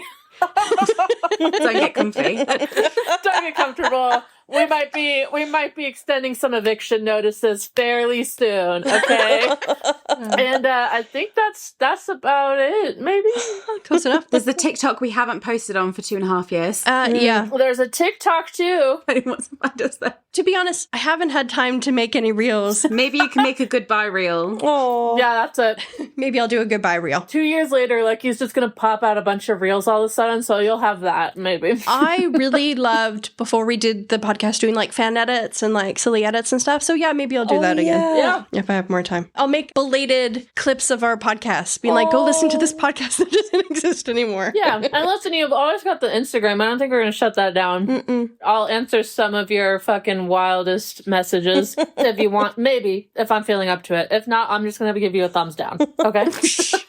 we'll see you in the next episode, guys, when we'll announce our real names. Just kidding. Oh my god. Oh gosh. Face reveal. God, no one needs to see that. Yeah, I'll give you guys a link to follow me in my music career so it can make me famous. Beans, do you have a song to sing us out? Oh, it's like a penultimate kind of song. Every time I'm on this podcast, the only song I think about is Hero by Enrique Iglesias. Aw. Every fucking time. Oh, I love that song. It's very Colin. Why not? Yeah, it's Colin's song. But I've sang it like 3 times, I think, on this podcast. Why not? Bring it back. It's nostalgic. Yeah. Encore. No, you know what I'll do? You know what I do? I've been really deep into Matthew McConaughey. What? Not Matthew McConaughey. What does he sing? What? What's his name? All right. I don't know. Beans has been busy, as she says. Also, I haven't been deep inside of him, so... Ooh. Matthew Morrison, okay? Glee? Well, yes. So he's on a tour right now. Oh, yeah. As being the most unhinged bitch ever. He's got this... My favorite thing is he has a story where he talks about 9/11 running in his little thing. The 2 biggest things that happened to him were the planes hitting the Twin Towers. He goes to his apartment, finds out his girlfriend is cheating on him, and then he breaks out into this. Send in the clowns. I actually don't know the song. Something about clowns. Blah, blah, blah, blah, clowns. He sings Send in the Clowns. So that's my song for you. I'll layer in some clown honks, clown noises. Also sung by Judi Dench and many other famous people. Yeah. I only know the Krusty the Clown version. Okay, I've never heard it in my life. Hold on. Let me look up the lyrics and I'll guess it. All right. Isn't it rich? Are we a pair? Me here at last on the ground and you in midair. Send in the clowns. Isn't it bliss? Don't you approve? One who keeps tearing around. One who can't move. Where are the clowns? Send in the clowns. There you go. Perfect. That was musical theatre. There you go.